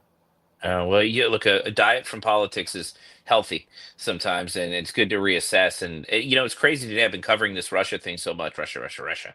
I've been covering this Russia thing since the summit. I'm shocked with how many people, mostly on the left, are like rooting for the peace negotiations to go poorly, wanting their. It's like, do they want war or they just hate America so much that they just don't want peace? And it's to be surrounded by that much hate. It is good to take a step back from it because, as you can see, look, Laverne talks about the purple hair crazy people. You get consumed by it, and it eats you, and it becomes you, and then you have no ability to separate the hate and the politics from your average life. And I think our side is much better at compartmentalizing the fight that we fight at the ballot box versus making it consume our lifestyles and having it become just our entire identity, where we can't even have family or friends that we disagree with, or a hairstyle that looks like anybody else's, God forbid. It's just so it's good. I commend you for taking a break, and welcome back to that. Well, And there's David, always room for that. I'm sorry, a lot You're of good. people that have no power in their personal lives thrive on chaos and drama. And Yeah. that's basically what the left is a lot of times. They don't want civility, they want chaos. How could anybody be against peace? And I don't care who's responsible, lives are being lost on both sides. Peace is Yeah. where it should be at, and that should be the focus. But you have to take a break from politics, absolutely. But the apathy, too many people have forgotten that November 5th was but a moment. This is a movement, and it's not going to stop with just one term. We have to keep working at this. Oh, that listen, that's about the most truth anybody can speak. I don't think, and I know you understand this, but I think most people watching and listening, I don't think they understand what working for that is going to look like, because they're treating Trump like a lame duck. They're trying to get past Trump, just wait him out and go right back to the way things were.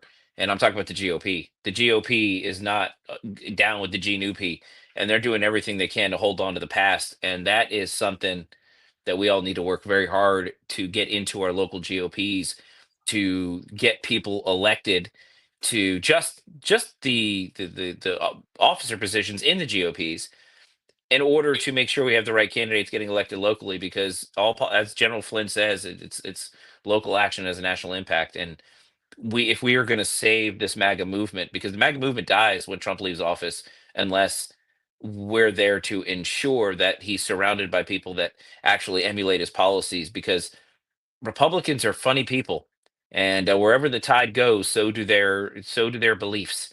And right now, Trump is on top of the world, and I'm sure they're going to follow him. But once he's not in office anymore, you'll see how quickly they forget what America First principles look like. So there's people like the America First Policy Institute, people like the Conservative Caucus. These groups are out there ensuring that we don't lose sight of America First and conservative principles. But it's a big lift, Carissa. You're right. We can't forget. We got to keep working. Yeah, You know, absolutely. oh, go ahead, Jay. Go ahead. Yeah, no, that's why Kimmy and I started doing these lives too, because we realized we were reaching a bigger audience too. Like for instance, right now, in a space you can have a few hundred people or whatever, and they reach a lot of people, but it's kind of the regulars and stuff like that. This reaches a wider audience right now. We have almost 12,000 people in here watching. Plus, we're streaming on 3 different platforms or whatever, and so we realize that this is the way to go to have a bigger impact, and that's kind of why we've shifted to these. We made our name, in spaces or whatever, and we'll keep doing spaces, but we're trying to make a bigger impact here, and that's why we moved to these lives, and also to see your beautiful faces too, looking good, David and Lavern too. So Lavern's looking way better than me. Yeah. Way better than me. Oh my God. You have our Mhm. Abbies. You're so lucky, Jay. Something I Mhm. wanted to say, kind of go back on what you were talking about, David, is you know why the liberals are unhappy about today? Is because, I mean, sorry, they're happy about today. It's because Trump didn't get 1,000% win on today. Oh, he That did though. Oh, So I know Kimmy, he he did, but that's did. what they're thinking. They just don't Yeah. want, they don't care about our country. They hate Trump. They just don't want him to win on anything. That's my Yeah. honest opinion, is why they're, oh yeah, Trump said he'd end the war in one day. Well, I guess he thought negotiations would be a lot better, a lot easier. And it's obviously very tough with Putin. I mean, that guy, you look at him and it's like, whoa, he's scary. Dude's scary looking. Yeah. Um, and watching today with the stuff going over in the air, and the air fighters and everything, and it was Mhm. just amazing. Like he definitely made a presence. Like, Oh hey, yeah. and Uh, the handshake, the famous It handshake, like and I'll he just pulls bring them you over in. my way. Yeah, he That pulls them handshake. in, and then we fly bombers over him. But look, Yep. and then the liberals aren't done. The fake news is still trying to figure out the narrative. I was on a Mario show earlier talking exactly about this. They haven't figured out what the narrative is yet, and how they can spin this to make Trump look bad. what you're going to hear tomorrow, I've already seen it, and I'm predicting that tomorrow you're going to see that they're going to say Trump went in saying that it wouldn't be a success unless he walked out with a ceasefire, and he didn't walk out with a ceasefire. Therefore, the meeting was a failure. And that is going to be the talking point tomorrow. But in reality, and I've put out, I think, 4 TikToks tonight. I have one more to do. This meeting today was so important because since 2016, maybe 2015, you go even before that, when Obama was president and he tried the Great Reset and it failed. Russia, at least throughout my entire life, and I'm 45 and I grew up in the 80s, so Russia was always our enemy, right? It was whether it was Rocky, whether it was what was it, Top Gun, no matter what movie you watched from the 80s that it was a war movie, it was always the Russians, right? It was the MiGs and all the Russians. Uh, Russia has been painted as our enemy in pop culture and in politics, but in reality, we collaborate in space. We give their astronauts or cosmonauts rides to the space station. They give our astronauts rides to the space station. We do deals together. We have mutual, business all over the world. This whole idea that they're like our mortal enemy is it's such it's so fake, and it's built from fundamentally in promoting these forever proxy wars just to keep the military industrial complex fed. So we go and we drop a couple of bombs in the Middle East somewhere. Russia drops a couple of bombs in the Middle East somewhere. A few innocent people die. America and Russia never actually get into a fight. I think it's beyond time for the United States and Russia. We were allies once, and Putin reminded us of that today when he went to that World War II memorial. We were allies. There's no reason why we have to be enemies. Ideologically, we're not that different anymore. People say Putin's a murderous dictator and all these terrible things. But in reality, we're kind of not that different anymore. And where we need to be right now is in a place where all the wars are ending. And think about this. If United States and Russia become allies, just hypothetically, there's one country left in the whole world after that we have to worry about. And that's China, because of they are the ones who emboldened North Korea. So think about this. We become friends with Russia. We separate Russia from China. We basically break apart BRICS. We renegotiate the economic agreements. We end up taking more control over energy. At the end of the day, we're much better off and the world is much safer. And then all we got to do is deal with China. And how much more powerful are we to deal with China when really they're the only bugaboo left in the world? Trump has us on the steps of legitimate world peace like we've never seen before. Whether it's Congo, whether it's I think it's Azerbaijan, whatever the frick the name of that place is. Azerbaijan. Yes, thank you. Between all of these places that were fighting forever, we have a ceasefire between the Houthis and Yemen. They were bombing our ships 6 months ago. You have the Iran and Israel. They have a ceasefire. We look like we have a solution coming to Gaza. Syria, the Iranian terror proxies in Syria are gone. Like, I don't think you can comprehend how much better off we are in just 6 months of Donald Trump. And if we make a deal with Russia and the Ukraine war ends and we become more closely, more friendly with Russia, at the end of the day, what that's going to do, it's really going to take away all of the catalysts for war. Look at Saudi Arabia, and you look at I'm sorry, it's late. What the Abraham Accords. Trump is delivering so much for this world, and whether you love him or hate him, the world, a lot less people are going to die needlessly, and the world's going to become a lot more safe. And this meeting today in Russia showed you how effective diplomacy really can be when you can back that diplomacy up with strength. And I'll land there. But today was a win, no matter how they spin it. Putin and Trump shook hands in America, and it looks like we're on our way to peace. And that is a win in my book all day long. It was a win the moment Putin got into the beast with President Trump. That True. never would have happened any other time. And you're absolutely right, David. If 7 conflicts he's brought peace to, and if we can promote peace across the globe, that's a win for everyone. It only makes all of our countries stronger with peace. Yeah, absolutely. This went awry with the missile strike back in November, right after the election. Joe Biden, they did that strategically to tank the potential for peace talks or whatever. And Trump has been trying to patch that ever since. And hopefully this is it.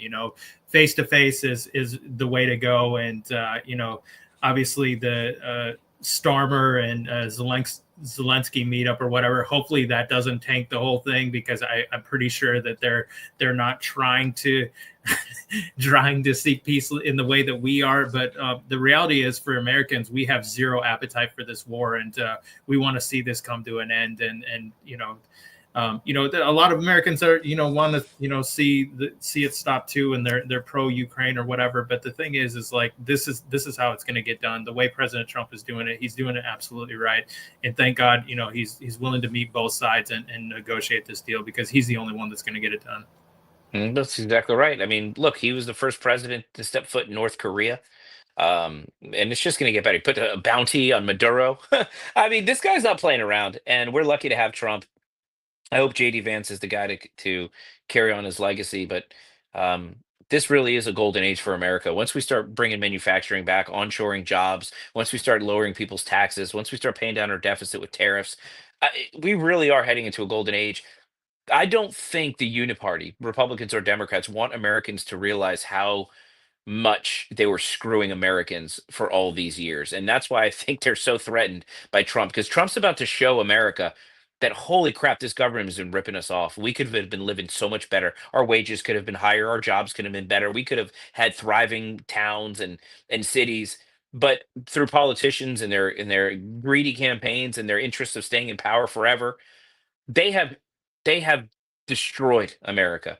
And Trump is showing them very quickly, by the way, that if you do things the right way and you put America first and Americans first, life can be a lot better for a lot of people. And if we stay united on that front, if we continue to be the big tent party that we deserve to be, with a coalition of support. Now, we don't have to agree on everything with abortion or guns or any of that stuff. I mean, we can disagree with that from a legislative standpoint. But if we all agree that we love America, and then when we put Americans first and we take the power out of Washington and give it back to the people, we all do better and we thrive and we're safer because of it. If we can all unite on that, we're going to win in 2026. We're going to win in 2028. We're going to win perpetually. But we have to keep free press. We have to keep the media on our side. We have to keep Elon. He has to continue to own X, because as you've seen in Europe and as you've seen in South America, if you hide this truth from the people, they'll never know. And now we finally are able to give people the truth that their life is actually getting better. And it's thanks to Donald Trump and these America First policies.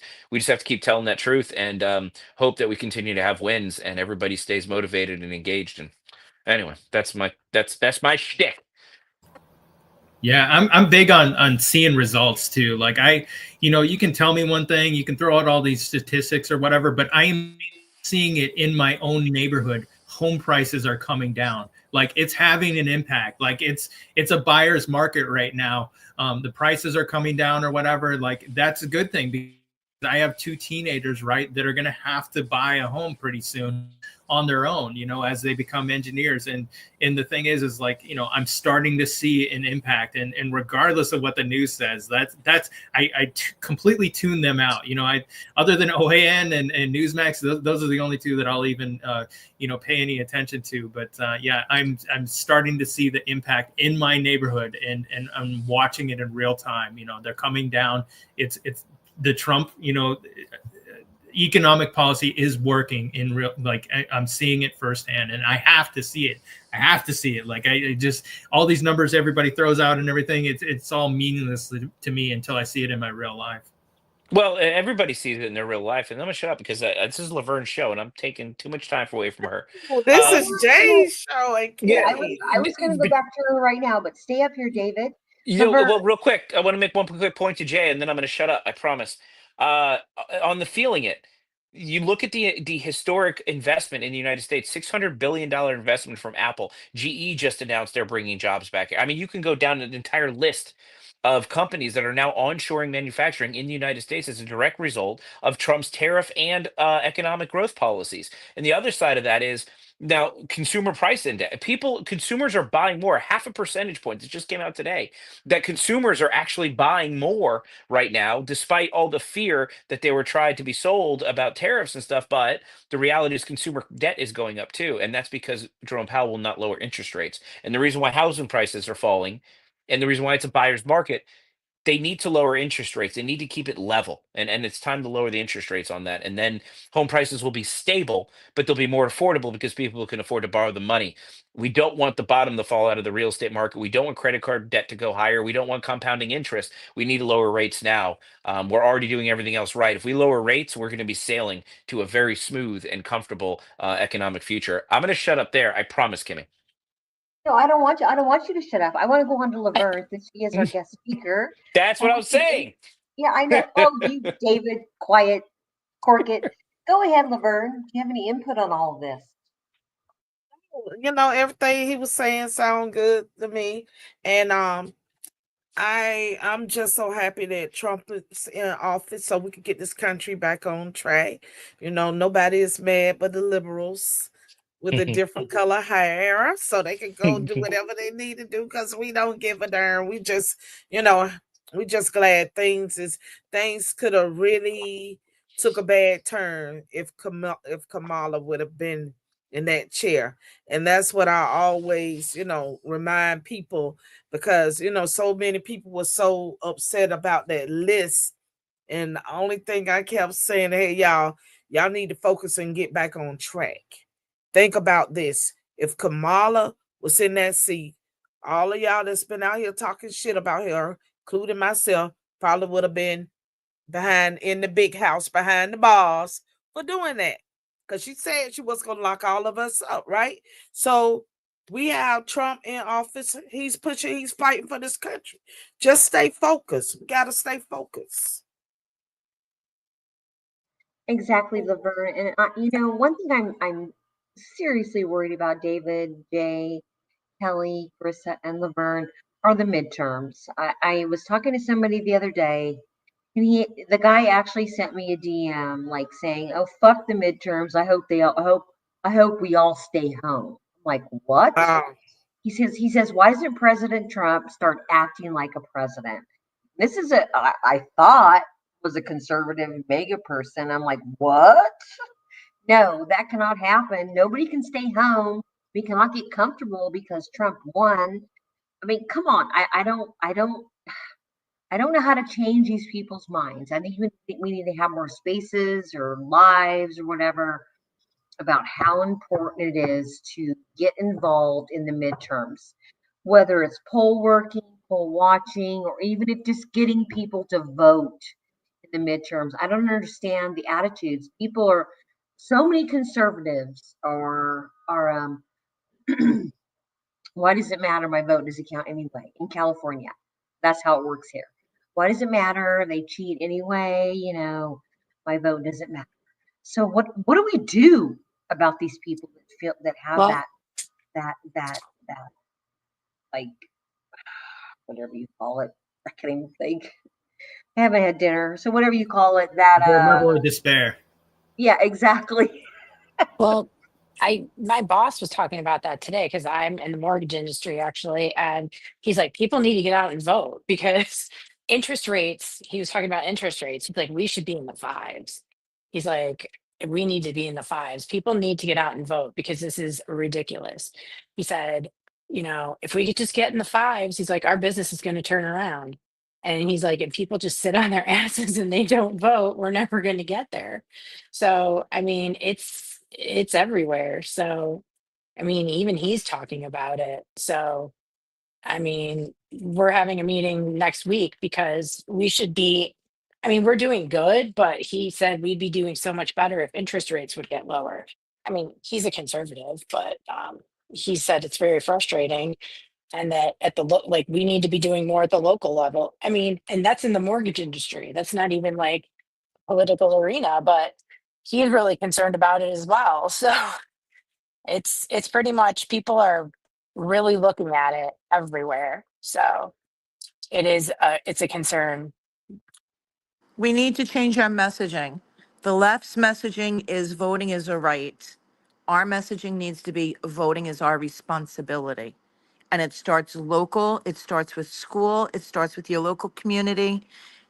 It's a responsibility. And if you become apathetic and you do not exercise your rights and your responsibility, that's how we ended up with the SAFE Act, the Patriot Act. That's how we ended up with having to have 2A, but still having to jump through hoops to own a firearm when it shall not be infringed.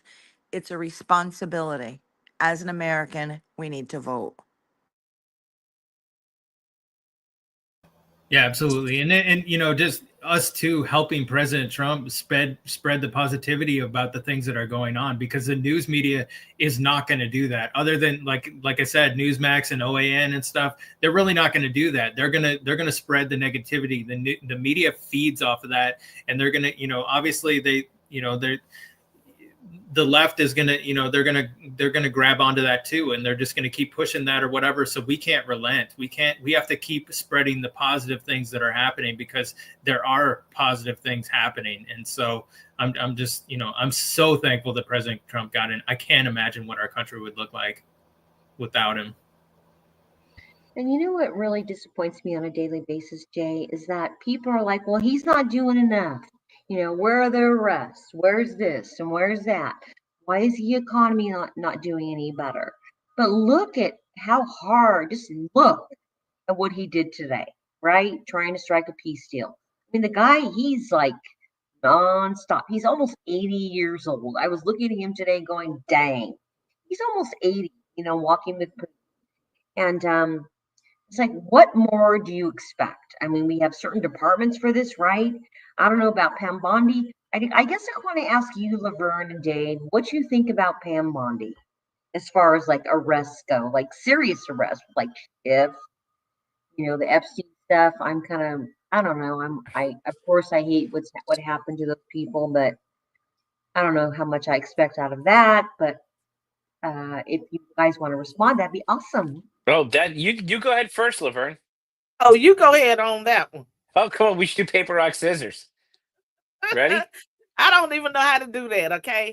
I don't even know how to do that. Look, Trump continues to employ Pam Bondi as Attorney General, so I will support whatever decisions she makes or doesn't make at this point. I trust Trump. Trump has no problem firing people, and if he felt like she wasn't doing her job, she wouldn't have it anymore. And so I believe that there's probably a lot going on that we don't know about. And but if you look, we're about to get grand jury indictment, hopefully recommendations for indictments from grand juries on all of these Russia hoax actors from the Obama administration. You can't get mad at Pam Bondi about Epstein and then go and ignore that. You know what I'm saying? Like Crossfire Hurricane, it's being prosecuted. So we have to be happy about that. The Epstein thing, I don't think we've heard the last of that. I think there's I think there was some. I don't think the messaging was quite on point for that. And I think everybody would agree that that's true. But that being said, Trump has nothing to hide with respect to Epstein. The left was able to kind of take that narrative and do some damage, I think, with it. And I don't necessarily think that's Pam Bondi's fault. I just think it was a messy situation. So no, I'm still good with Pam. If Trump's good with Pam, I'm good with Pam. That's the commander in chief. That's my president, and I don't Well, have to they agree with everything he says, but at the same time, he has confidence in her. So do I.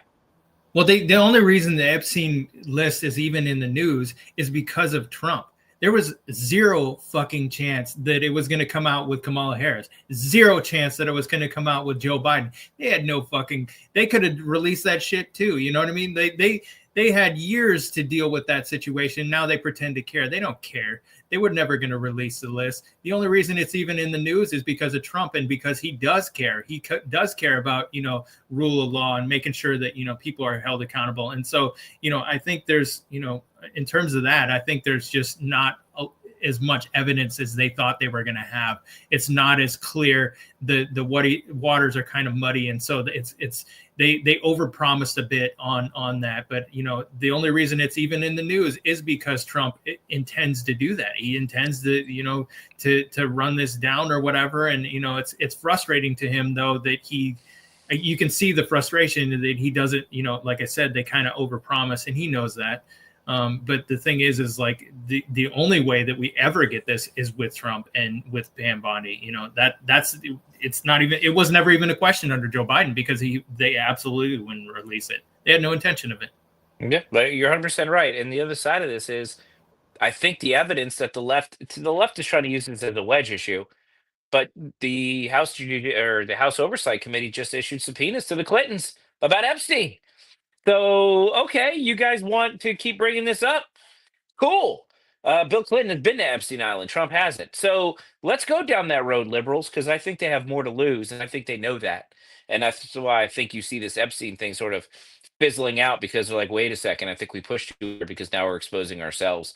And so I'm hopeful we're turning a corner with that. Although the left, I do get trolled on TikTok every time I do a video. There's always like 3 or 4 trolls going, "Where are the files?" I'm like, seriously, we're still doing this? But anyway, I don't think we're listening. Now it's your turn, Lavern.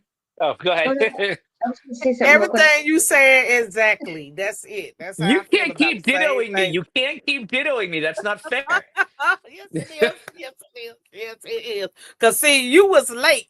And before you got here, I did 2 hours worth of Oh, talking. okay. So now it's whatever David says. Fine. Yes, exactly. So, the Patriot Nola said Hillary said she would nominate President Trump for the Nobel Peace if he is the war. I saw that this morning. It's like, what is she doing? What kind of play is this? And then Trump said, "Oh, maybe I'll like her again." It's like, no. You were too kind to her in 2016. Let's not do that all over again, please, Trump. I mean, you're such a nice guy, but come on. I hope she does nominate him, and then I hope he indicts her. Would that be awesome? Right there when she's putting it around his neck, the Nobel Peace Prize, right? Hillary putting it around Trump's neck. He says, he brings the FBI and you're arrested. Oh, that'd be like the best, right? It'd be like a soap opera.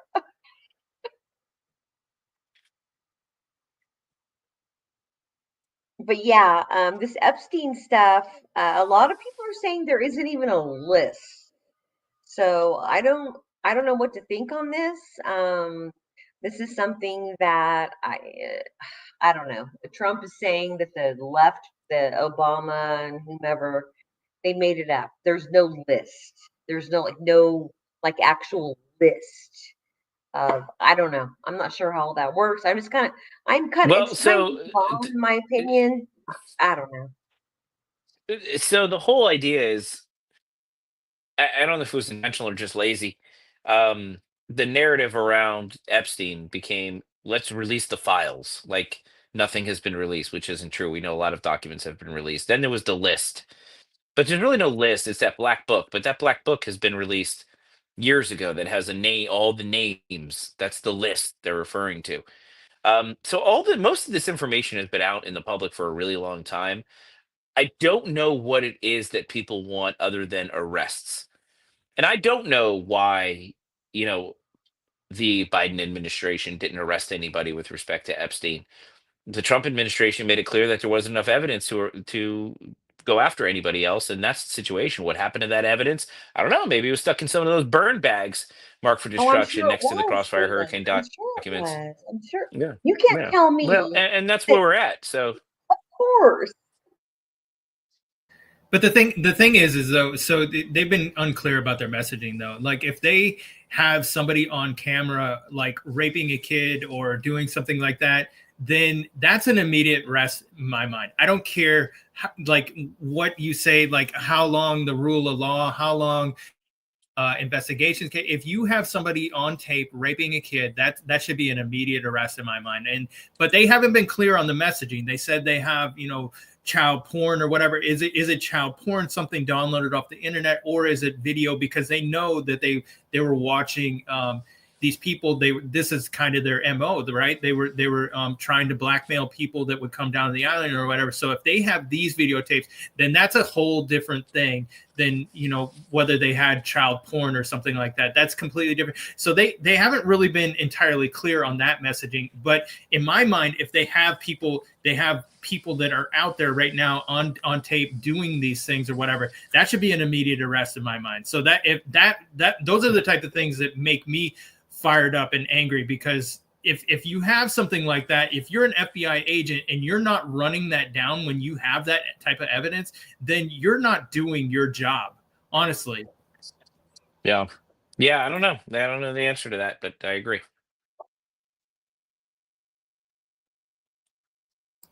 Did we lose Lavern? Just assume whatever I say she'll agree with. Let's just go. This is really cool. I'm glad you guys are doing this, and you know, I'm excited to hop in here whenever I can and join you guys and have these great discussions. You have fantastic spaces, and I like this video show part two. It's fun. Yeah, this is we have 15,300 people listening right now, so pretty big audience. So it's pretty cool compared to spaces. You know, spaces are awesome too, but this, you know, I like to be on camera. I don't mind getting up here and stuff, and so yeah, hit a wider audience. It's pretty good. Yeah, I love it. Fun. Congratulations to you guys. It's fantastic. Oh, thank you, David. Yeah, we're just trying this out. I know you don't get to see my beautiful mug on camera yet. It's because I don't have a setup yet like Jay does with us. And you, David, you guys all have fancy setups. I'm just using my phone right now. I have my phone and AirPods. This is I love that background. That's cool. cool. So this is my set. I'll show you. So this is actually my office in my house, but this is my set. So it's just, you know, we got some neons and stuff, but I'll show you here in front, getting a private tour of my studio. Here is, you know, I got a bunch of monitors, I got my soundboards, I got all my stuff here. So I got a 4K setup. So when you guys see me, it's from this camera. It's a 4K camera, and this set behind me. And if you position the camera right, you know, it looks pretty cool, you know.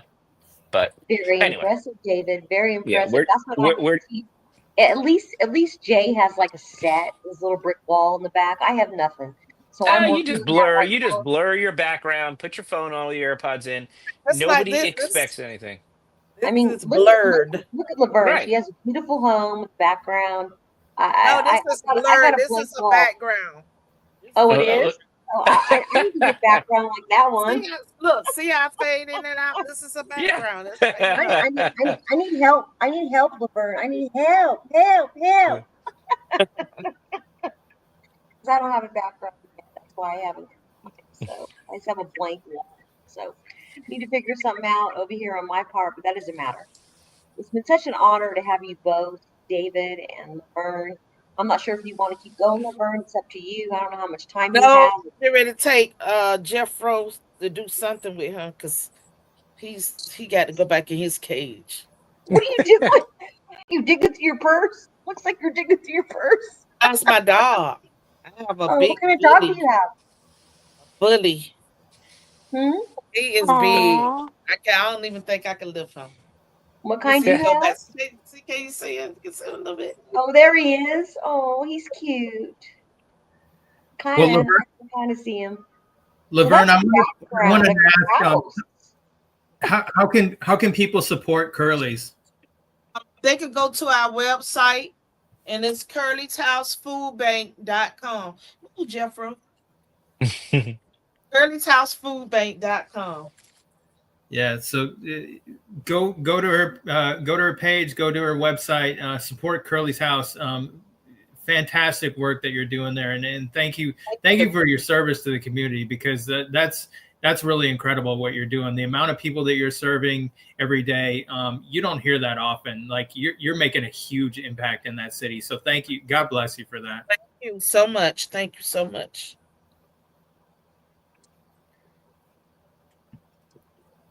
Yes, thank you so much, Lavern. I need to get I need your help. So call me. You have my number. Text me. I need your help with the background. 'Cause I don't have one. Okay. I have a blank wall in Okay. my dining room. I will do that. Olive color. So that's it. That's where I work at my dining room table. So I need some help with that. David and Lavern both. Kelly, you can think of anything. Carissa, you guys have been awesome. We are so thankful to have you here, Lavern. You are just an amazing, amazing human. I can tell. First time I've met you, you are beautiful inside and out. Yeah. And Lavern, when's your podcast schedule? Every Thursday at 3 p.m. Eastern time. Every Thursday at 3, right here on X. On X, any other platforms? No. Okay. No. All right. Thursday. Check out our podcast. David, what's for you? Whatever You gonna be a Laverne regular? does. No, I'm gonna do whatever Laverne does. So she's doing a Don't podcast do at 3. whatever That's what Lavern does. everyone should just do. Whatever Laverne does. Oh my God, you crack me up. So when No, are you gonna be on OAN next, you think, David? it depends on how many emails you guys send. Oh, I'll send a whole bunch. Where do we send Email them? OAN. Tell them you want to see more David Pollock, like Oh, more most cowbell. definitely. We're More relaunching the David cowbell. more cowbell. We're relaunching the David Pollock show on Patriot TV this coming Monday, so that's going to be exciting. And so Mondays it's going to be actually earlier. It's going to be about 4:30 p.m. for now. Eventually, we'll move back to our 7 o'clock time frame, but probably be live. I think we're going to record live on Mondays at 4:30 p.m. So, and then we got our spaces obviously every Monday at 7 p.m. So you'll see my spaces on Monday at 7 p.m. And Laverne, you better come in and hang out with me. And then we have our show. We have a show at 4:30, and I need to have you on my show too, Laverne. We'll connect on that. But I know. I got her right, David. what's that? I got her first, right? Oh She's yeah, the no, one. you He's have her the one who always. recommended you. Oh my God, You I am have so her patient. always. Poor David. Um, I'm like driving him nuts. she's Come like, on, give me David. all your guests. I'm like, yeah. Yeah, but I do appreciate what you guys are doing, and I really love what Laverne does, and it's an honor to be up here with you, and so thank you for the opportunity to speak, and look forward to seeing everybody in the next one. Thank you so much, David. You've always been such a huge fan of Liberal Tears on Tap. We appreciate you so much. Every time I go in your spaces, he always commends Liberal Tears on Tap. He always You commends the guys are host. great. Yeah, Yeah, really stand thank up guy, you. David. Thank you, Thank you man. so I much. appreciate And it. I'm so glad that you're enjoying what is it? Tears to the left? Tears Tears of the of the Left left. whiskey. Whiskey. Tears of the Let's Left. talk about that for a minute. Do you have it Oh, it's back right there? here. Take you on a tour. Hold on. Yeah, let's talk about that. I Yeah. heard See. it's smooth. I don't drink whiskey because I'm in California. If I drink I, that stuff, I'd probably be let, flat on let me tell my you, ass. I But wasn't gonna drink. I'm not drinking tonight because literally I have been drinking too much. So this is not getting open tonight. Well, not like getting drunk. It's just I was in San Diego, so every night I'd sit by the water and have a drink, and I just don't drink very often. So I literally I'm like one of those people that when you go to the doctor's office and you put on the form like social drinker, 1 to 2 drinks a week, like that's me barely. Like I'm not a drinker. But this last week in San Diego, I'd do the show, I'd come home, I'd sit by the water and have a nice drink. And I'm like, I did it every yeah, night. And I'm like, yeah, why I not? can't drink. So I I'm like, know I'm it's taking a hard. break. I'm Yeah, it's taking a tough. break, but it's this. It's tough to live that lifestyle. But San Diego, I almost moved there in my 20s. I almost moved. Well, it was probably earlier than Beautiful that. place. I Beautiful almost did, place. but it was like party, party. I would go visit my friends in San Diego. I go every Friday on Southwest Airlines to go visit my friend, my best friend in San Diego, and I go visit her. And it was like, oh my God, I didn't even drink really back then. I couldn't handle it. It's like, let's go party. It's like a party, like 24/7. It's like, oh my God. And you go to those packed bars, on the beach It's and also in so beautiful. what's So it called beautiful. it's not Midtown, but what's it The, called? Like that the gas lamp district. yes, going Yeah. there. I was like, holy shit, I was so overwhelmed. That's just not me. That's just not me. I'd rather sit here and Well, party by myself, hey, honestly. safe. Oh What? It's safe to party by yourself. Yeah, exactly. So go ahead, Jay. Well, we had a fantastic show. I wanted to thank Lavern and David for coming here tonight. Really great people. We appreciate you coming in here. We're at 16,100 live listeners currently, so we really brought some people in here. We appreciate you coming. We appreciate hearing your story, and thank you for your service to the country. It's just fantastic work that you're doing. I can't say that enough. And David, I'm really happy that you're on getting on the news, because I could see you up there as a permanent figure. Honestly, you'd be fantastic. God willing. God willing. Thank you very much. I appreciate that. Yes. Thank you, Jay, for inviting me on. David, is there a link for the tears, the bourbon? Come on, Yeah, you're they gonna put me on actually the have spot. they have an X page which you Because can I don't follow. know what that link is. Hold on, I'm gonna find it Uh, right now. I, Yeah, well, they I have a think Tears to the Left X handle. Okay, Let you can me that's also find. become a distributor if you want to, which I am oh, really? currently. I kind of think I am, but I think Jay I is as well. Um, but yeah, you can become a distributor. Yeah, Distributor, tearsoftheLeft.com. It's up. and they have Okay. the funniest stuff. Yeah, Yeah, tearsoftheLeft.com is up. they got a fantastic X page Yeah. too. They put memes out. It's hilarious. Have a good time over there. Really funny page over there. Yeah, and look, the bottle's good. It comes with a bunch of fun stuff. It's got a recipe book. It's got a real nice, like, sort of like collector's edition type stuff, and so it's great. So anyway, Awesome. Yeah, that's what Jay ding. said. It came, oh, dang! It came with a recipe book. Jay was all Yeah, impressed. Look, yeah. this will be a picture. Look, it came with a recipe because he got a sample. I don't want one because I don't drink whiskey.